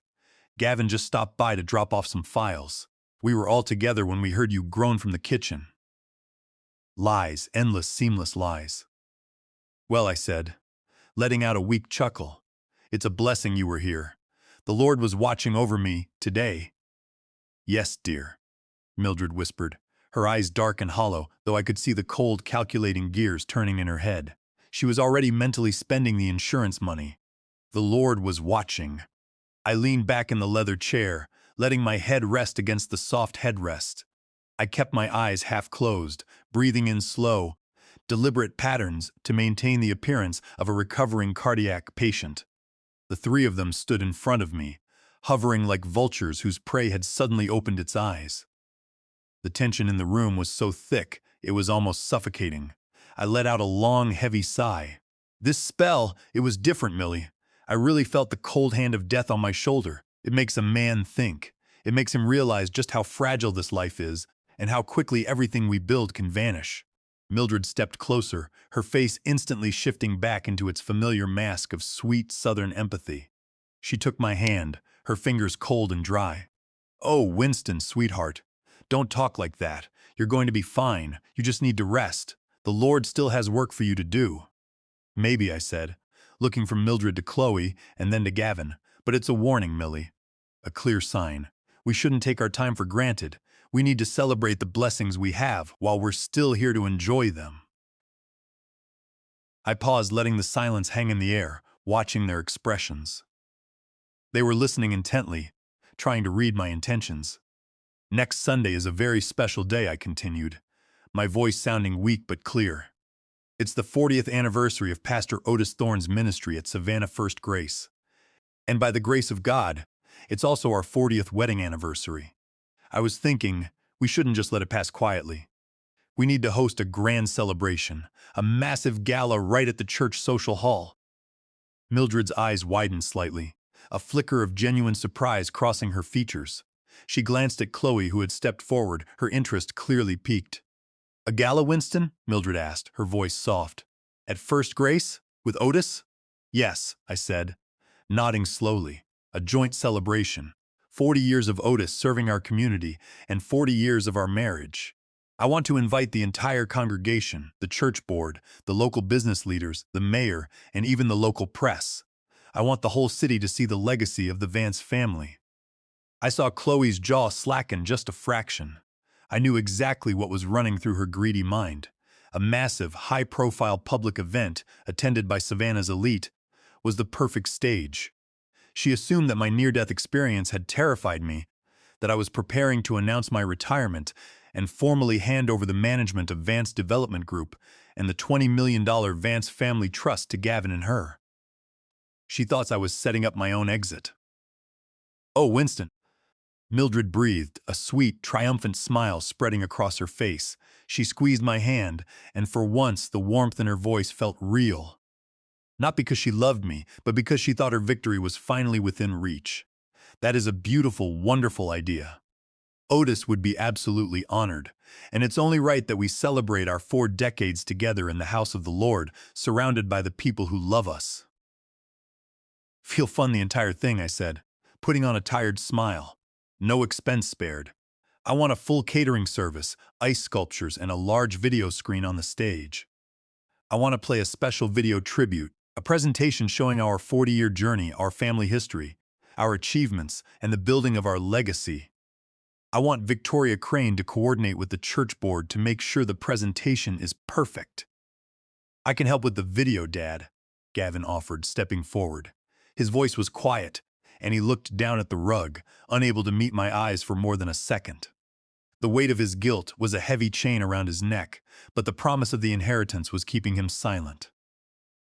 "No, Gavin," I said gently. You and Chloe have enough on your hands with the nursery and the new baby. I want this to be a surprise for the family. I'll have Victoria and her staff handle the media files. You just show up, looking like the proud son you are." "Okay, Dad," Gavin whispered. "Well, it's settled then," Mildred said, her voice filled with a chilling, victorious energy. She stood up and smoothed her floral apron. "I'll call Otis immediately and let him know. He'll be thrilled. You go rest now, Winston. I'll make you some warm tea." "No tea, Millie," I said, closing my eyes. "Just some plain water. My stomach is still a bit sensitive." An hour later, after Mildred had gone to the grocery store to prepare for the week, and Gavin and Chloe had returned to their apartment, I locked myself in my study. The house was quiet again. I pulled out my phone and dialed Victoria Crane's private number. "Victoria," I said the moment she answered. My voice was no longer weak or trembling. It was the cold, hard voice of the man who had built a real estate empire from the dirt. "The trap is set." They walked right into it. "What did you do, Winston?" Victoria asked, her voice sharp and alert. "We're hosting a joint 40th anniversary gala next Sunday at First Grace Church," I said. "For my marriage and for Otis's ministry. I want the mayor, the press, and the entire congregation there. And I want the video presentation on the main stage to be handled by your team." Victoria let out a low, appreciative whistle. "You're going to expose them, in front of the entire community. I want their ruin to be absolute, Victoria," I said, staring out the window at the Savannah sun. "I want them to stand in the very house of God where they preach their lies, and I want the whole world to see who they really are.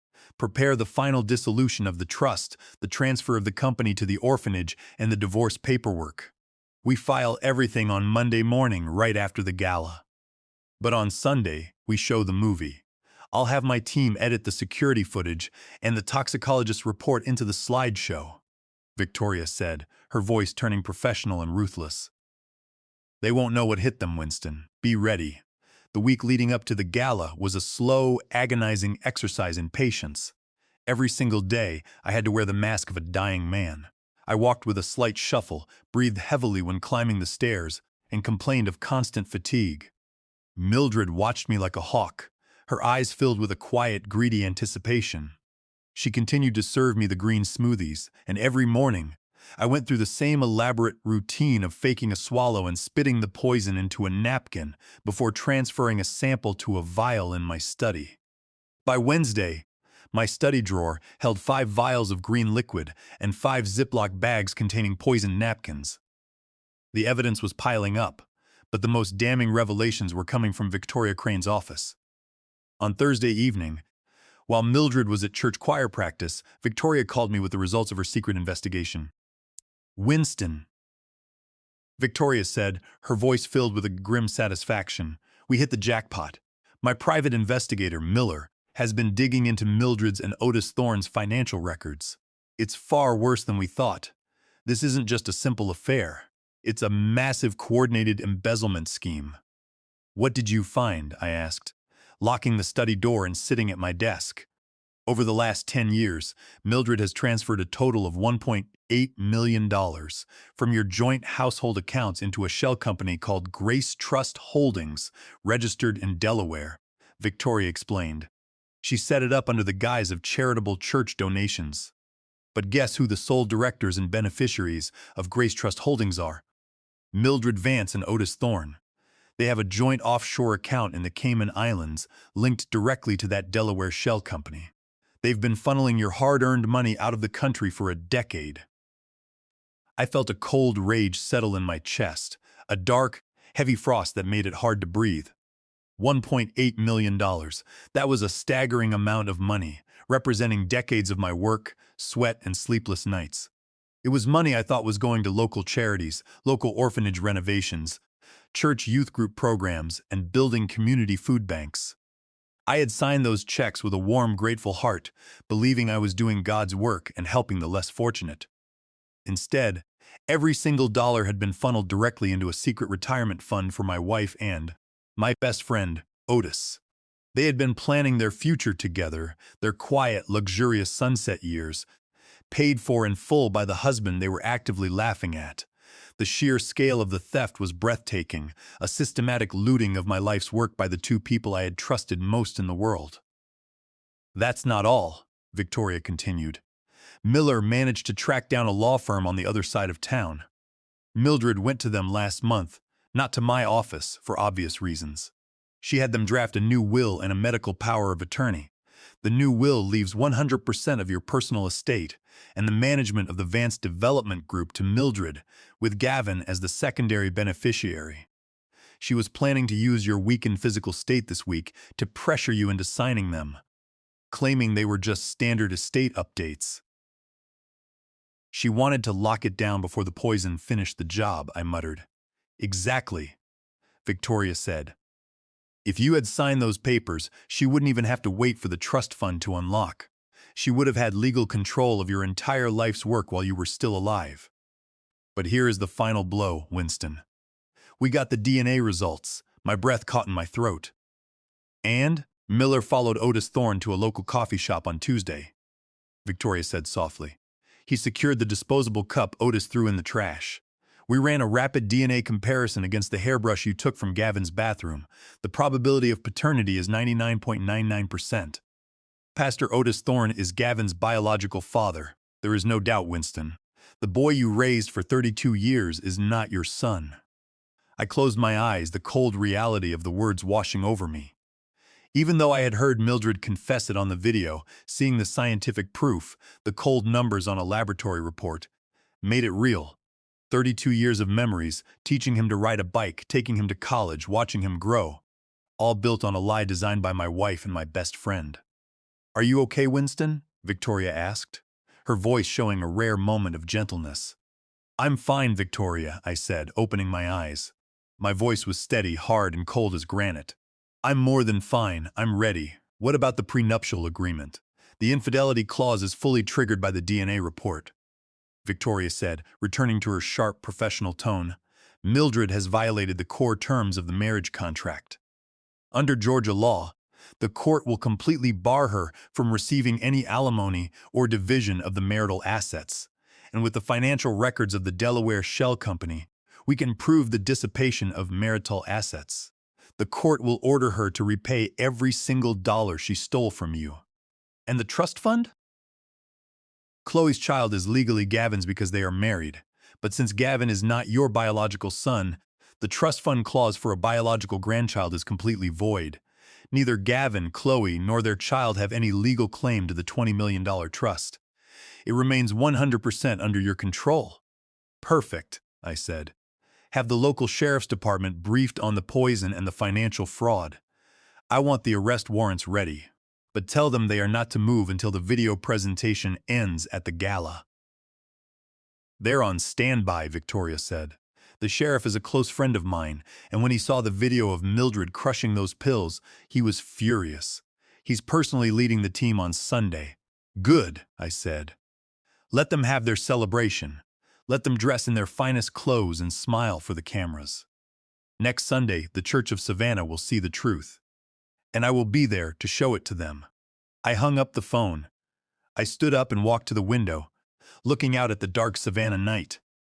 The Spanish moss hung like cobwebs in the moonlight. For 40 years I had built a kingdom, believing I was surrounded by love and loyalty. I was wrong, but the foundations of my new life were solid. They were built on truth, law, and a cold, calculated justice. And next Sunday, the walls of their temple were going to come tumbling down. Friday and Saturday flew by in a blur of preparation. Mildred was practically glowing with excitement. She spent hours coordinating with the florist and the catering team for the gala. She had bought a new, expensive designer dress for the occasion. Paid for, of course, with my credit card. Chloe was equally thrilled, dropping hints about their future plans to move to a warmer climate. Only Gavin seemed subdued, moving through the house like a ghost, his eyes avoiding mine whenever we crossed paths. On Saturday evening, the final trap was set. Mildred walked into my study around 8 p.m., holding a neat leather folder. She was wearing a soft cashmere sweater, her hair perfectly styled for the next day. Her face was a picture of gentle, wifely concern. "Winston, dear," she said, walking over and placing her hand on my shoulder. "I know you're tired, but the lawyer called. They finished drafting those estate planning updates we discussed last month. With your heart being so weak, we really should get these signed and legalized, just to make sure the family is protected in case, well, in case you have another spell. She opened the folder and laid 2 documents on the desk in front of me. I looked down at the papers. The first was a new will and testament, leaving 100% of my personal estate, including the Vance Development Group, to Mildred. The second was a durable power of attorney, giving her complete control over my bank accounts and medical decisions, effective immediately. "It's just standard updates, honey," she whispered, placing a sleek gold pen in my hand. "Just to keep things simple for the children." I looked up at her. Her eyes were wide, watching me with a cold, desperate hunger. She was holding her breath, waiting for me to sign away my life's work. She had no idea that the black spy pen in my breast pocket was recording every word and every movement, capturing the visual evidence of her presenting the forged estate papers to a husband she was actively poisoning. I could feel her chest breathing against my shoulder. The sheer weight of her greed filled the small study. I took the pen. My hand shook slightly for effect, making it look like I was struggling to hold it. "You're right, Millie," I said, my voice sounding weak and tremulous. "We need to make sure the family is taken care of. I don't want you to worry about anything when I'm gone. The company has always been my baby, but you and Gavin are my legacy." I leaned forward and signed both documents, scrawling Winston Vance across the signature lines. I used a slightly shakier version of my signature, making the handwriting look like that of a dying man. Mildred's hand reached out and snatched the folder off the desk the moment the ink was dry, her fingers practically snatching the leather cover. Her fingers were trembling with a raw, greedy excitement. She closed the folder and clutched it to her chest as if it were a shield. "Thank you, sweetheart," she breathed, a triumphant grin spreading across her face. "You've made me so happy, you have no idea how much this means to the family. Now, go get some rest. Tomorrow is a big day, and I want you looking your best for the presentation." "I will, Millie," I said, leaning back in my chair and closing my eyes. As soon as she walked out, I let out a dry, silent laugh. What Mildred didn't know was that those documents were completely worthless.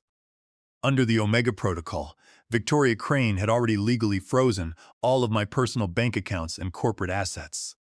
More importantly, the ownership of Vance Development Group had been legally transferred to the Westside Children's Home 3 days ago. The company was no longer part of my personal estate. It was owned by a registered charity. I had signed over a kingdom that was already empty, a ghost empire. And under Georgia law, the moment we presented the toxicologist's report and the video evidence of the poisoning, the Slayer statute would retroactively void any will or power of attorney she had tricked me into signing. All she had done was document her own greed on my hidden camera, creating the final piece of evidence we needed to prove financial exploitation in court. I pulled out my phone and dialed Victoria. "She just had me sign the new will," I said, staring at the empty desk. "Perfect," Victoria replied, her voice sharp and professional. "We have the video feed of the signing. That is direct evidence of financial exploitation of an elder under Georgia Code Section 16-5-102. The charges are piling up, Winston. Murder attempt, forgery, financial abuse, and corporate embezzlement. The local prosecutor is already drafting the indictments based on the files we sent. Is the presentation ready?" I asked. "It's loaded onto the church social hall's media server," Victoria said. "My investigator, Miller, went down there this afternoon under the guise of setting up the video tribute. The AV technician at the church is a young kid who was happy to let us upload the file. We labeled it Vance Family 40th Anniversary Tribute. The file is locked, and only my team has the password to play it. Nobody can stop it once it starts. And the police?" "Sheriff Davis is personally attending the gala," Victoria said. "He'll be sitting in the back row with 3 plainclothes deputies. The moment the video finishes playing, they will move in and make the arrests. We've got the back and front exits covered." "Excellent," I said. "What about Pastor Otis?" "He's the guest of honor." Victoria chuckled. "He has no idea that the sheriff is coming for him, too. His bank records show he received a transfer of $150,000 from Mildred's Shell account just yesterday. He's officially an accessory to the embezzlement and the conspiracy. The money trail is clear. I hung up the phone. I stood up and walked to the window, looking out at the dark Savannah sky. Tomorrow, they would gather in their finest clothes in their holy house to celebrate their victory over me. They would toast to my death, believing they had secured their fortune. But they were about to find out that the man they thought was a lamb was actually the wolf. And the doors of their temple were about to close behind them. Sunday morning arrived, bright and hot. I stood in front of the full-length mirror in my dressing room, adjusting my silver tie. I had chosen a classic tailored charcoal suit, the same suit I wore to my last major corporate acquisition 3 years ago. I looked healthy, my eyes clear and sharp, but I picked up the polished mahogany cane leaning against the wardrobe. Today I needed to play the role of the fragile patriarch one last time. Mildred walked into the room, looking stunning in a navy blue lace dress. She had a string of real pearls around her neck, pearls I had bought her for our 30th anniversary. Her face was bright with excitement, her smile radiant. She looked like the very picture of a proud, devoted Southern wife. "Oh, Winston," she said, walking over and brushing a speck of lint off my shoulder. "You look wonderful today. How is your heart feeling?" "It's beating, Millie," I said, putting on a tired smile and leaning heavily on my cane. "It's beating. I just hope it holds out for the celebration." "It will, dear," she whispered, patting my arm. "The Lord is going to give you strength today. I just know it." We drove to Savannah First Grace Church in my luxury sedan. Mildred drove, while I sat in the passenger seat staring out at the oak trees lined with Spanish moss. When we pulled into the church parking lot, the social hall was already bustling. People were dressed in their Sunday best, the women in colorful summer dresses and the men in sharp linen suits. It was a picture-perfect Southern scene, the kind of gathering where everyone knew everyone, and family name meant everything in Savannah. First Grace was a grand, historic brick building, with towering stained-glass windows situated in one of the most affluent areas of Savannah. The social hall had been transformed for the gala. There were elegant round tables draped in white linen, elaborate floral arrangements of hydrangeas and white roses, and an ice sculpture of a dove in the center of the buffet table. More than 200 guests were already there. The church board, local real estate developers I had done business with, Savannah's political elite, the mayor, and even a couple of reporters from the local newspaper. Several old business associates walked up to us, clapping me on the back and telling me how blessed I was to have such a beautiful family and a loyal wife who had stayed by my side for 40 years. I had to smile, nod, and thank them, all while the toxicologist's report was sitting in Victoria's folder and the handcuffs were waiting in Sheriff Davis's car. In the corner of the room, near the main entrance, I spotted Victoria Crane. She was wearing a sharp, dark suit, sipping a glass of water and talking to a local judge. She gave me a brief, almost imperceptible nod. A few tables away, sitting quietly in the back row, was Sheriff Davis and 3 of his deputies, dressed in plain clothes. The trap was fully set. As we walked in, the crowd erupted into polite applause. I shuffled slowly, leaning on my cane, with Mildred holding my arm, smiling and waving to our friends. Pastor Otis Thorne was standing near the stage, greeting guests. He looked magnificent in his finest black clerical robe with gold embroidery. He was a tall, handsome man with silver hair and a deep, booming voice that had commanded the congregation for 40 years. When he saw us, his face lit up. He walked over, his arms outstretched. "Winston, my brother," he boomed, wrapping me in a tight hug. "Praise God, we were so worried when Mildred told us you had a spell last week. But the Lord is good. He has restored you for this glorious day." I felt a wave of absolute disgust wash over me as his arms wrapped around my back. This was the man who had baptized the son he had fathered with my wife. This was the man who had sat at my table, drunk my wine, and was now actively coordinating my murder. I patted his back, forcing myself to play the part. "Thank you, Otis," I said, my voice sounding weak. "It's a blessing to be here. I wouldn't miss your anniversary for the world." Mildred and Otis exchanged a quick, lingering look. It was a split-second exchange, but after hearing their phone call, the calculation in their eyes was blindingly obvious. They thought they were looking at a walking corpse, a man who had signed away his empire last night and would be dead by the end of the week. Gavin and Chloe arrived a few minutes later. Chloe looked radiant in a tight, emerald green designer dress that showed off her small baby bump. She clutched Gavin's arm, smiling brightly for the cameras. Gavin looked nervous, his eyes darting around the room, sweat slicking his forehead. He looked like a man who knew he had sold his soul but was trying to enjoy the price. We were ushered to the head table on the raised platform next to the stage. I sat in the center, with Mildred on my right, Otis on my left, and Gavin and Chloe next to them. The luncheon began, and the room was filled with the clinking of glasses and the hum of polite conversation. Toasts were made by the church board and the mayor, all of them praising Pastor Otis for his 40 years of spiritual leadership and celebrating our 40 years of marriage as a shining beacon of Christian family values. Mildred sat beside me, smiling warmly, occasionally whispering sweet things in my ear and patting my hand. She was playing the loving wife to perfection. Around 1 p.m., the chairman of the church board stood up and walked to the microphone on the stage. "Ladies and gentlemen, church family," the chairman said, his voice echoing through the speakers. "We are so blessed to be here today to celebrate these incredible milestones.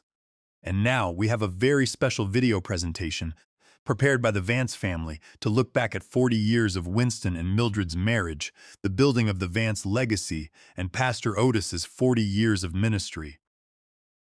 The lights in the social hall began to dim. The massive projector screen on the stage flickered to life. Mildred squeezed my hand in the dark. "Oh, Winston," she whispered, her voice filled with anticipation. "This is going to be so beautiful." "Yes, Millie," I whispered back, my voice cold and steady. "It's going to be unforgettable." The video presentation started with soft, melodic piano music. On the massive screen, beautiful high-definition photos of my early years with Mildred appeared. Our wedding day, building our first home and family vacations on the coast. Then, photos of Pastor Otis Thorne appeared, showcasing his 40 years of service to the church. The guests in the social hall let out soft, warm murmurs of appreciation. Mildred squeezed my hand tighter, her face glowing with pride, leaning her head against my shoulder. Suddenly, the screen went black. The piano music cut off mid-note, replaced by a low, humming static that vibrated through the speakers. A single line of white text appeared on the black screen, bold and stark. "But not all memories are beautiful. Some are bought." With Lisa, a murmur of confusion ran through the crowd. Mildred frowned, leaning forward. "What is this? Winston, is there a glitch with the file?" "This isn't the tribute," I didn't answer. I just sat back, my hands folded over my cane, my expression neutral. The video feed flickered, and a split second later, a security camera recording appeared. The timestamp read 11:45 p.m. the night of Gavin's wedding. The location was clearly marked in the corner. VIP Suite, the Grand Arch. The social hall went completely silent. On the screen, the door of the VIP suite opened and Mildred walked in. She was walking with a fast, confident stride, completely free of the limp she had claimed to have for years. She popped a bottle of Dom Perignon. Chloe entered in her wedding dress, kicking off her heels. Through the high-quality speakers of the church hall, Chloe's voice rang out loud and clear, echoing off the high brick walls. "To the stupidest man in Savannah." Mildred's voice followed immediately, accompanied by a harsh, mocking laugh. "To Winston, the goose that lays the golden eggs." A collective gasp swept through the 200 guests like a sudden gust of wind. I heard the clatter of a fork hitting a plate at a nearby table. Several church elders leaned forward, their eyes wide. Mildred stood up from her chair, her face turning a sickly shade of gray in the glow of the screen. "Turn it off!" she screamed, her voice cracking as she glared at the AV booth. "Turn that off right now! Someone has hacked the system! Gavin, go up there and make them stop it!" But the AV tech, under strict instructions from Victoria Crane's investigator, didn't move. The video played on, relentless and clear. The crowd watched in stunned horror as Chloe rubbed her stomach on screen. "Gavin actually thinks the baby is his. It's actually Brody's baby. My personal trainer. But Gavin is so gullible, he just nods and smiles. He doesn't even know how to do the math." Gavin turned to face Chloe, his mouth open, his eyes filled with a mixture of disbelief, shock, and absolute heartbreak. Chloe, what? What is this? He whispered, his hands shaking. Chloe was frozen in her chair, her hands clutching the edge of the table so hard, her knuckles turned white. She stared at the screen as if she were looking at her own execution. Her mouth opened, but no sound came out. But the video wasn't finished. The next bombshell dropped, shattering the room. Mildred's voice on the screen was crisp and clear. Gavin gets his gullibility from his father. Winston is not his father. Gavin is Otis's son. Pastor Otis Thorne, my best friend. Gavin has Otis's eyes. I've spent 32 years praying Winston never noticed. The social hall erupted into a chaotic roar of whispers, gasps, and shouted questions. Heads turned instantly toward the head table. Otis Thorne sat in his golden clerical robe, his face pale and slick with sweat. His silver hair clung to his forehead, his mouth hanging open in a silent, horrified gasp. He looked like a statue of a saint that had just cracked open to reveal the rot inside. The golden cross around his neck looked like a lead weight. "This is a lie," Otis roared, standing up and grabbing the edge of the podium, his face red. His booming voice, usually so commanding, was high-pitched and panicked. "This is a fabricated AI-generated deepfake. Winston, how can you allow this slander in the house of the Lord? Turn this trash off." I didn't say a word. I just watched him, my eyes cold. The video on the screen cut to a new recording. The timestamp read Monday, 7:35 a.m. The location was our kitchen. The camera angle was high, looking down at the quartzite island. The crowd watched as Mildred walked into the kitchen, pulled out her amber pill bottle, and placed 3 white tablets on the marble cutting board. She took a metal spoon, crushed them into a fine powder, and scraped the poison directly into the blender container. Beside the video, a document appeared on the screen. The laboratory toxicologist report from Dr. Ross, showing my blood digoxin levels at a toxic 3.8. A woman in the second row let out a loud, horrified sob. Several church board members stood up, staring at the screen in absolute disgust, and then the final audio recording began to play. Mildred's voice, captured by the kitchen microphone. "Otis, I just gave him the morning dose. The digoxin is building up. Have you prepared the church transfer documents? We need to move the $300. Q0 into the offshore account we set up in the church's name in the Caymans before the estate goes into probate." The recording ended. The screen went black. The lights in the social hall flickered back on, revealing a room filled with people who looked as though they had just witnessed a murder. I stood up slowly, using my cane not for support, but to draw their attention. I adjusted my charcoal suit jacket. The silence in the room was absolute, heavier than the Savannah heat.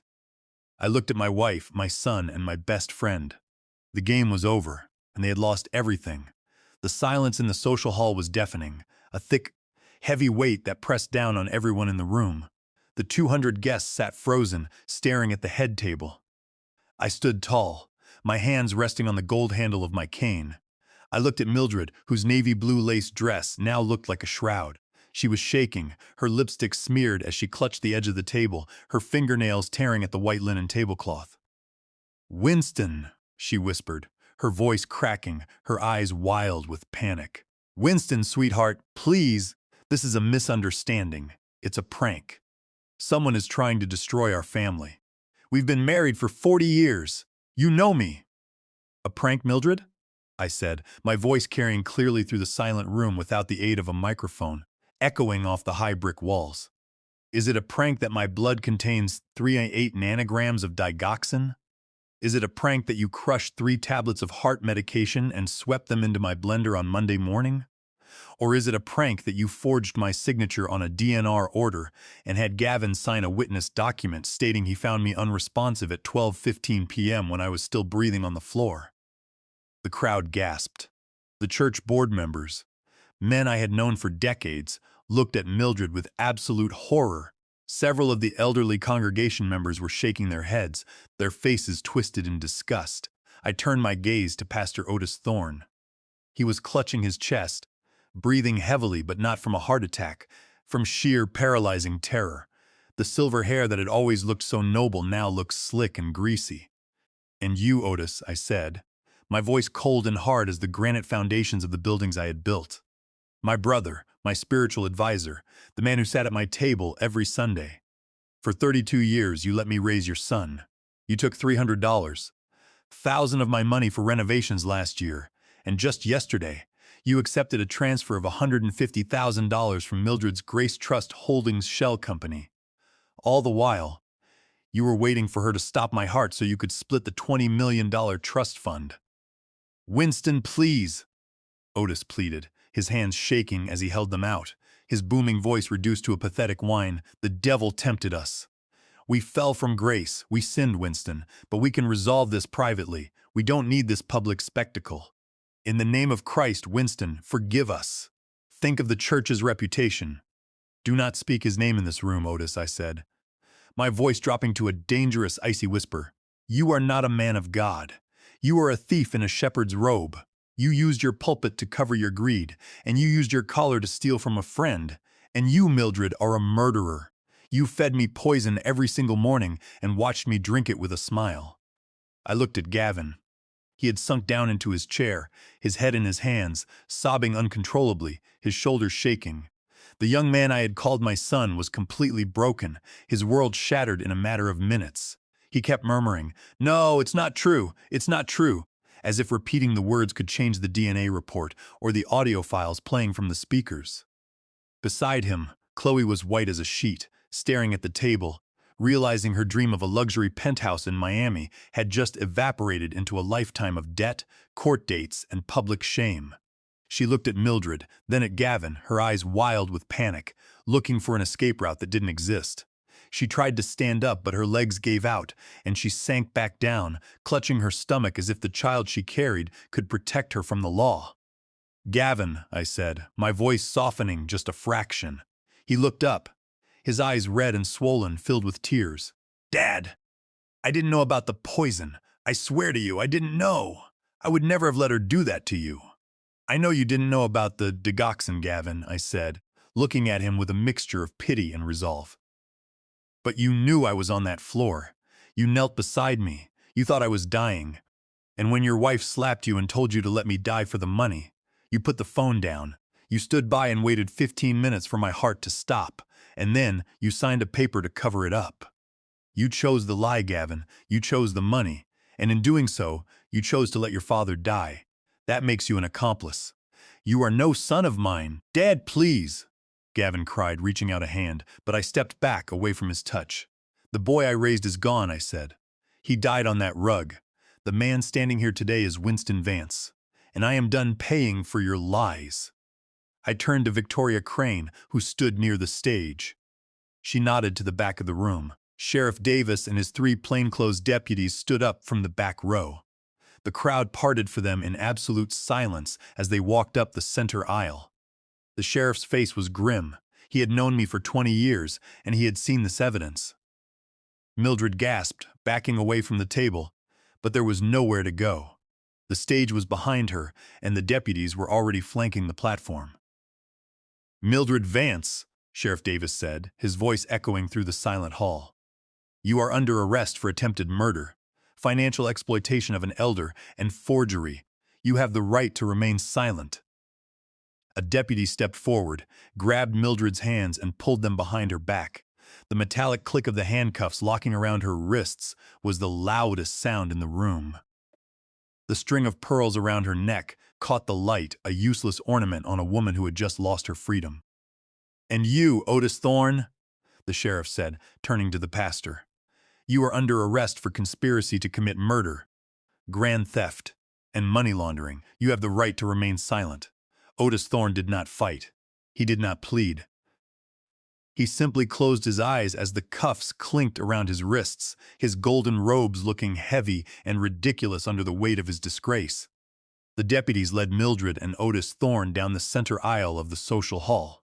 The congregation watched in a stunned, heavy silence as their pastor and their leading church lady were marched out in handcuffs. The doors of the social hall opened, and the bright Savannah sunlight flooded in, illuminating the scene for the local reporters who had immediately run outside, their cameras flashing rapidly. The news of the arrest was going to be on the front page of the Savannah Morning News by tomorrow, and Otis's 40-year legacy would be turned into a public scandal. Mildred didn't look back at me. She kept her head down, Her shoulders slumped, the navy blue lace dress dragging slightly on the carpet.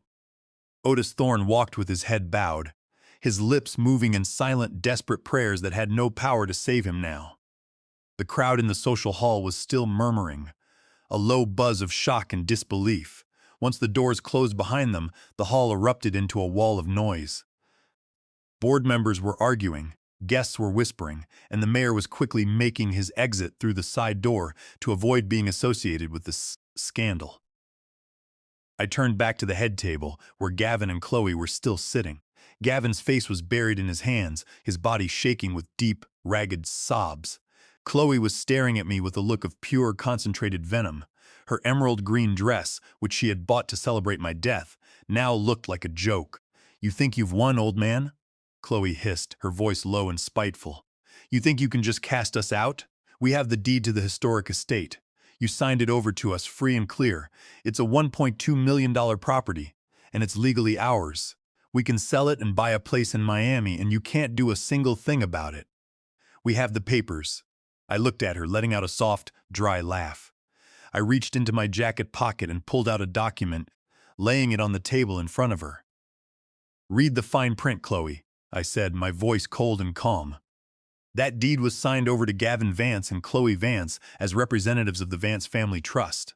But as of 9 a.m. this morning, the Vance Family Trust has been legally dissolved under the Omega Protocol. The properties held by the trust, including the Savannah Historic Estate, have been transferred to the West Side Children's Home.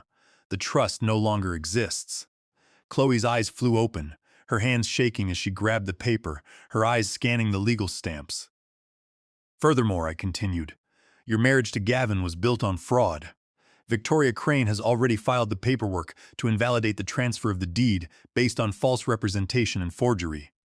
Since Gavin is not my biological son, and your child is not his, you have zero claim to any family assets.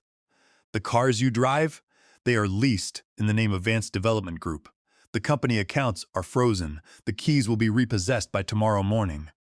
You don't own the cars, and you don't own the house." "You can't do this!"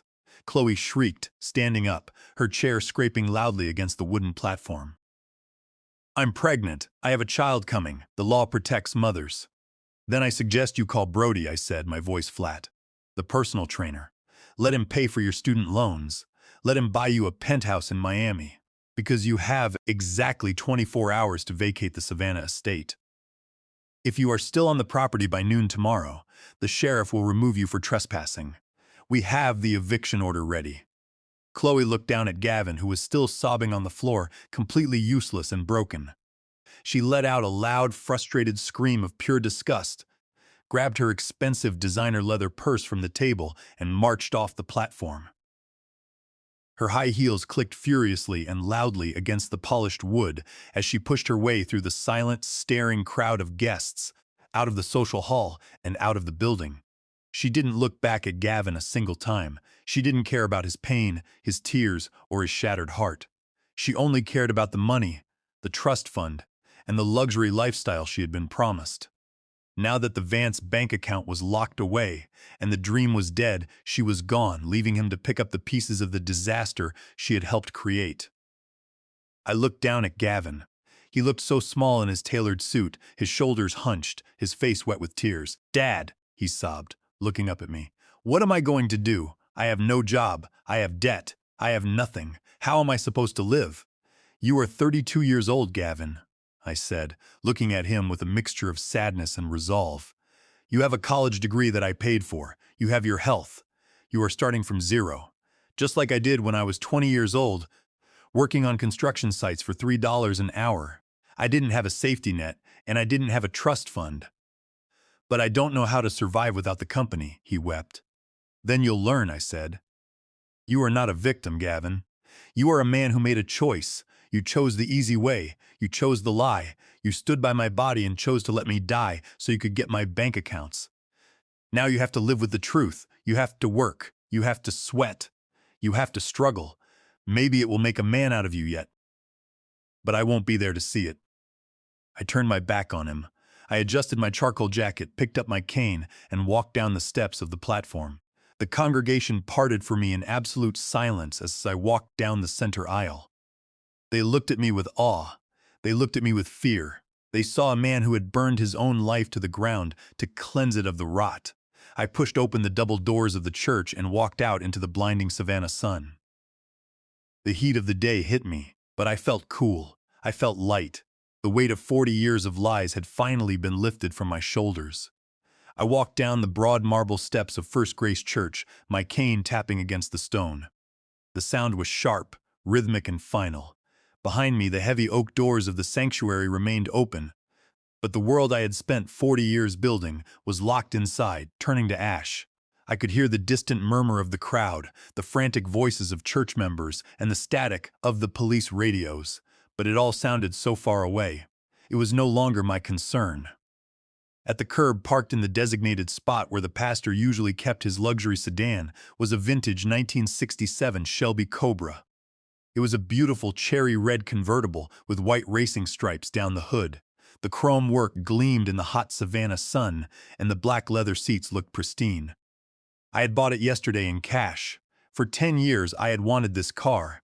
I had looked at it in magazines, visited classic car shows, and dreamed of driving it along the coastal highway.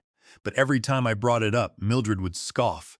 She'd say it was too flashy, too irresponsible, and that a man of my age and standing, a respectable church elder, shouldn't be driving around in something so loud. She had pressured me to keep driving the old Ford F-150 or the boring black luxury sedan, keeping me in the neat little box she had designed for me, maintaining the illusion of the humble, pious developer. Now, the box was broken. I walked over to the Cobra. I didn't need the mahogany cane anymore. The limp I had faked for the last week was gone, and the weight in my chest had evaporated. I tossed the cane into the passenger seat, where it clattered against the floorboards. It was a relic of a life I was leaving behind, a prop in a play that had finally closed. I opened the driver's side door and climbed into the low bucket seat. The leather was warm from the sun, smelling of rich hide and mechanical precision. I pulled a pair of classic aviator sunglasses from my breast pocket, slipped them on, and looked at my reflection in the rearview mirror. I didn't look like a victim. I didn't look like a broken, poisoned old man. My eyes were sharp, my jaw set. I looked like a man who had survived a war and was finally stepping back onto his own terms. I inserted the key into the ignition and turned it. The 427 cubic inch V8 engine roared to life with a deep, throaty growl that vibrated through the metal frame and settled directly in my chest. It was a loud, powerful, and unapologetic sound, the sound of pure, unbridled horsepower. The exhaust note echoed off the brick walls of the church, turning heads from the steps as the remaining guests watched me. I shifted the transmission into first gear, my hand firm on the chrome shifter. I looked back one last time. I saw Gavin standing in the doorway of the church social hall. He looked small, framed by the dark interior of the building, a lonely figure surrounded by the ruins of the legacy he had helped destroy. He was watching me, his shoulders slumped, his face pale in the sunlight. He looked like a child who had realized the carnival was over. He was alone, and he had to face the storm. I didn't wave. I didn't shake my head. I simply released the clutch and pressed my foot down on the gas pedal. The tires let out a brief, sharp screech as they gripped the asphalt, and the Shelby Cobra shot forward, pulling out of the parking lot and onto the main road. I accelerated, shifting into second, then third gear, the wind whipping through my hair and cooling the heat on my face. I drove away from Savannah First Grace Church. I drove away from the 40 years of lies, the poisoned smoothies, the fake smiles, and the family that never was. I drove past the historic district, past the gated community where I had lived in a gilded cage, and headed toward the open coastal highway where the road stretched out toward the ocean.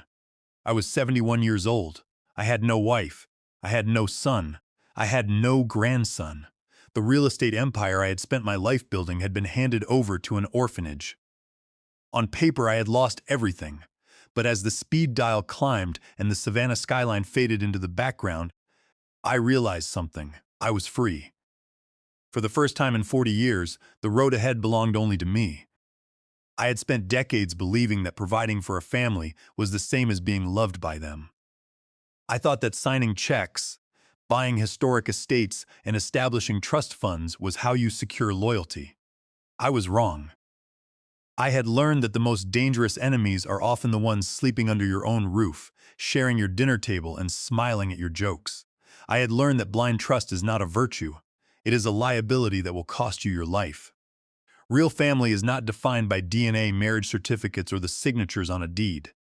It is defined by loyalty, respect, and the willingness to protect each other when the storm hits. If you have to pay for affection, you are just renting a lie.